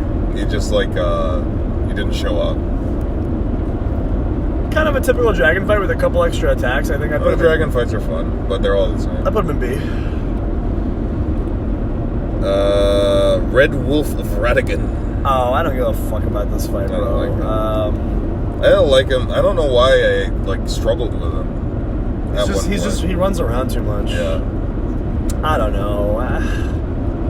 Maybe D. I don't dislike. I guess I kind of do. Yeah. I mean, I'll probably put him in C. C's fine, I guess. Crucible Knights. I like him because I parry. Yeah. The duo though. Fuck that. Fuck the duo. Oh yeah, where you get freaking jumped. The duo is like D or F tier. But one-on-one, I love him. But the duo, fuck the duo. Same goes for those fucking gargoyles. I hate the gargoyles. Might be my least. Oh my fucking god. There does not need to be two of those motherfuckers. Because you summon just to get them off you. And then you're kind of just reliant on your summon to have a good, like, run. Perform, yeah. You remember when I was stuck on that? You were stuck on it forever. Jesus. Royal Knight Loretta. With their bow. Didn't we already talk about her? Is she different from... Oh, yeah. It's the one in the garden. Yeah. Regal Ancestor Spirit. I love Cool, Regal pretty Ancestor cool. Spirit. Yeah. Yeah. Nothing special, but like cool, Very different, cool. completely music. different. Different Yeah, music, which is cool. I love different. it feels music. like it's from a different world almost, but Yeah. still part of the same world, just like a different culture in the world. Did you know they can heal? Yes, if you are unable to finish the fight quickly, like Yeah. everybody. Don't they can. like suck the spirits from other animals Mhm. or something? It's pretty cool. What do you think, B? I'd or say maybe B. A. Yeah, A or B. I'd be fine with A, honestly. I like that you have to just summon him and there's no reason to fight him. Like, Elmer of the Briar, the simp. Fuck that bitch. Because that's just the fucking bell-bearing hunter. Yeah. Fuck that lazy ass shit. Fuck you, Elmer Fudd, you goddamn bitch. So, okay, cool gimmick, which is that he can telepathically control a sword from far away. Yeah. Which reminds me of Kreia, which is cool. And that was always the gimmick I wanted to have in Star Wars. If you had a gimmick. That you could fight with the Force, like with a lightsaber. You know what I mean? Yeah. Where you're far away and you're just dueling somebody. Like you're friggin' Mickey Mouse with the balloons. I always thought that would be cool as fuck. But I also, as a kid, I wanted to have lightsaber nunchucks. You would cut your arms off. Yeah, probably. But honestly, lightsaber bow staff is also a very stupid idea. Yeah. You would? Yeah, No. you'd cut your shit. No. Yeah, you would, dude. No, you don't hit have yourself with a bow. You do hit yourself with a bow. Like, you oftentimes hold it in your armpit. To catch Yeah, but it. it's the middle part. And there I is a middle guess, part. I suppose. So the whole thing with Elmer is you gotta stick to him, but his boss fight has a bunch of fucking tables Yeah, that it's the not a only good way to location. break is to roll through. Not a good location. I was like, what the fuck? I hate the castle too. I'd put him in D. That's Millennia's baby daddy. Any Elmer fans? Simps? Elmer Sims Chaz? for the simp? Simps. The fact that he had art of her, like, in that room. Oh, please come back to It's me. crazy. You got one-itis. Mimic tier. I love the mimic Pretty tier. cool. It's cool. Yeah. I wish it would. I wish it had all the cut content. Oh, the mimic tier. quests. The mimic tier was supposed to be a character. Yeah, that was trying to replace you. Yes, and it was supposed to be the mimic tier that you use. I wonder why they cut that. Maybe time. Yeah. I don't know where I'd put it. It's hard to tell because Maybe it's totally based on your character. I love it. As a 'cause I love it concept- because I feel really smart when I go in naked and then just put on all my stuff. That's one of those, like, Metal Gear Solid 3 tricks, you Yeah. know? Where the game rewards you for being smart. For being smart, Yeah. for thinking of it. There's one of those in Baldur's Gate. I'd put it in A. Yeah. It's just a great concept.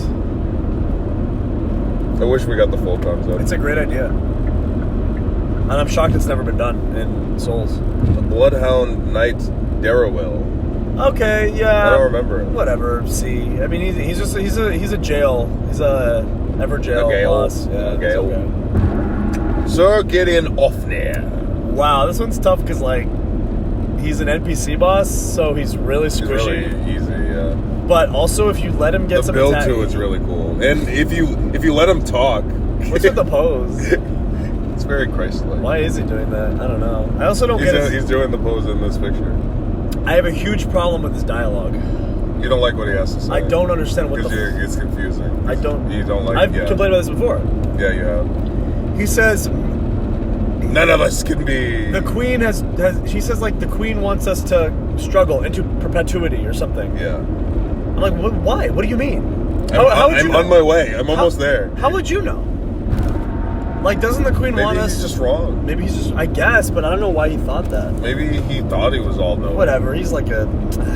It's a nothing fight. It is a little bit cool though that. Correct me if I'm wrong. It is a little bit cool that if you tell him about Millennia and Moog, he will have Scarlet Rot and Formless Mother incantations. Oh, because he learned. Yeah, which is pretty fucking cool. So just for that, I'll put him in C. He's also a bit of he's a little groomer. A groomer? Yeah. Because of Nefeli Lou? Nefeli Lou. Not in a sexual way. Yeah. He grooms her to be a child soldier. Essentially, right? He's kind of weird about her. Is he? Yeah. I don't know if that's true. You think so? You got that impression? I got that impression. Huh. I bet you the cut content would have showed it. Maybe. Erd Tree Avatars. I love an asylum demon. Yeah. You know? I like him. It reminds me of my youth. Yeah, I'll put him in B. Black Blade Kindred. That's the guy outside of the Beast Church. That's just a gargoyle. Yeah, it's just a gargoyle. It's a shit area because you're on stairs. I don't really know why they did that. I kind of just jumped him from behind and made him. Yeah, I don't really fight care. through the You door. can He's not a C, real D, I fight. can see, yeah. Leonine Misbegotten. Oh, that's the big misbegotten. Fine. D, C. It doesn't. It's a nothing. Godskin Duo. Godskin Duo is. Ornstein and Smoke. Not even though. Ornstein and Smo is much better design. And cooler. Because, okay, the whole thing about Ornstein and Smo is that Ornstein is fast. And I Smo hate that fast. is slow. I hate that fast. So why the fuck is the Godskin fat is guy fast? extremely fast and then the skinny guy is moderately fast? They're just both fast. This is why Ornstein and Smo worked, because one was fast and one was slow, so Ornstein you could and stagger. Smoke took me days. Yeah, which is so funny because if you go back and play it now, it's so I'd easy. probably kill it, It's yeah. so easy compared to the shit they make you go through now. Like, it's so funny going back. I played Dark Souls before Elden Ring, and I was like, wow, each boss has like 4 attacks. It's like And really, so little health. Yeah. Magma Worm. They're fine. Yeah. Ancestor Spirit. Yeah, That's the same same as Regal Spirit. Dragonkin Soldier of Noxtella. Oh, that's the like ones without legs. They Yeah. just crawl. I like it. It's a cool design. I put it in B. And that was It's cool. a good play on the Dragon Asses. Yeah. Yeah. Commander O'Neill. Whatever. Same as. No, not as good as probably D.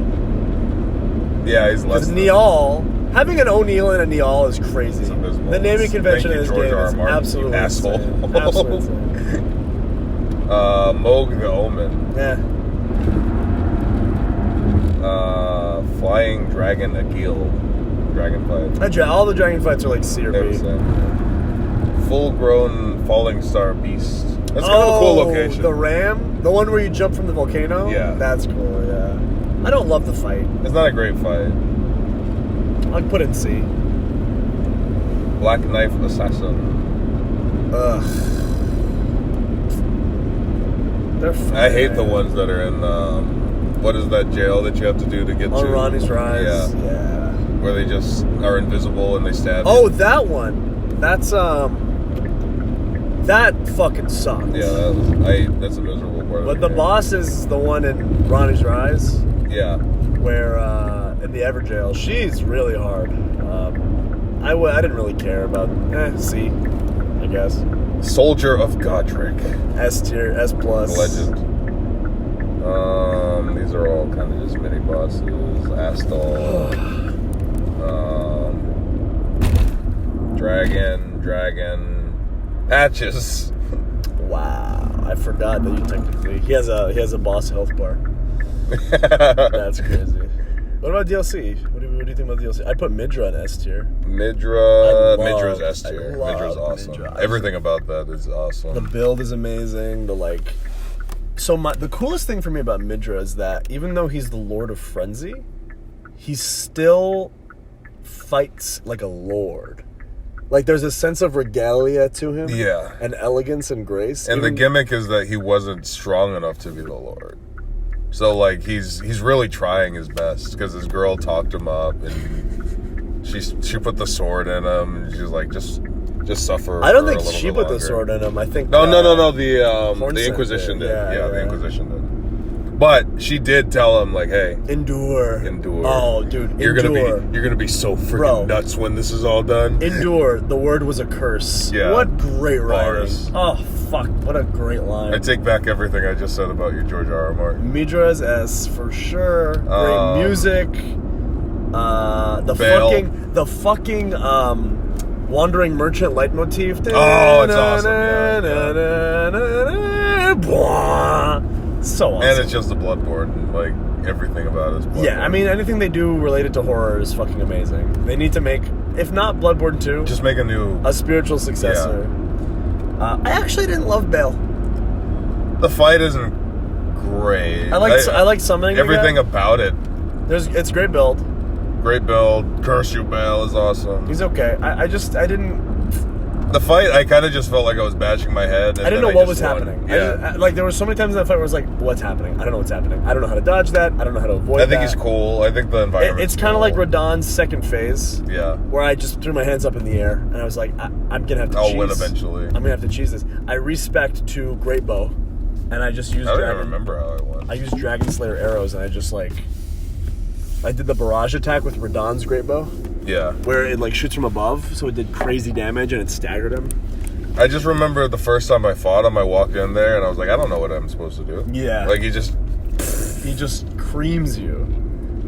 Yeah. Very cool music, very cool build up, very cool like spectacle, but as a fight, Cool I just didn't know what was happening. We already talked about Dancing Lion. I think he's awesome. I think he's awesome, but I do get a little bit confused about what are attacks and what are him just moving. Yeah. Like, he's always moving I love around. that it's just two guys. That's in a so trench awesome. coat.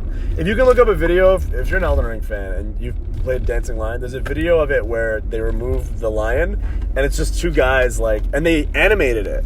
Like, their leg movements and their hands, like, making the movements of the Dancing Lion. I thought Meter was awesome. I loved the Mother of Hands. Yes. Meter. I thought that was so cool. And the fact that her second phase music is... Did you know that it's the actual... It's the sound of a black hole. What the fuck? Oh my god, you guys have boars? Boar? There's a boar out? You guys have boars here? Yeah. Is it out? Look. Oh, yeah. You have boars here? Yeah, we have boars. Just wild boars? Did you know that pigs just become boars if you let them out? For real? Yeah. They evolve, like, instantly. It's a trait of I pigs. can't believe you guys just have boars. And that's actually not great. I hope they don't come because they'll attack me. They do fight people, don't they? Yeah. They're just angry pigs. Yeah, we just have deer. And, like, raccoons. What'd you call me? Yeah, it's the sound of a black hole. That's so cool. That's awesome. Also, what a great design. And even though she is just kind of like a reiteration of Ebriatis, In a way, yeah. I still love But also, it makes sense, like, it makes sense that just Ebriatis would be at the center of all of the hands. I love the idea that she was sent as the first thing by the Greater Well to give birth to the hands. And then she broke. And then at a certain point... So actually, there's a theory I read about that. The finger-slaying blade was used on her. Yeah, because she's got a... And that's why she has the gash. Gash in it, yeah. And that was what the Greater Will sent the Elden Beast to destroy the Eternal City. Because they stabbed the... Yes. Yeah, they stabbed the Mother of Hands. Yeah. But they made her... Yeah, that's why she has defective babies. Yeah. The Finger Creepers. But no mention of the Three Fingers. No. Because in her item description, she wrote... It's written that she's the mother of all Two Fingers and Finger Creepers. Explicitly. So I have a all theory... All 2 fingers and yeah, finger it creepers. says explicitly all 2 fingers in. So where does 3 fingers? I have a theory, a game theory, that the Rest 3 in peace, fingers. Is he dead? No, he retired. He retired. Probably because he was in Five Nights at Freddy's. Like that was the peak. One more. I have a theory that the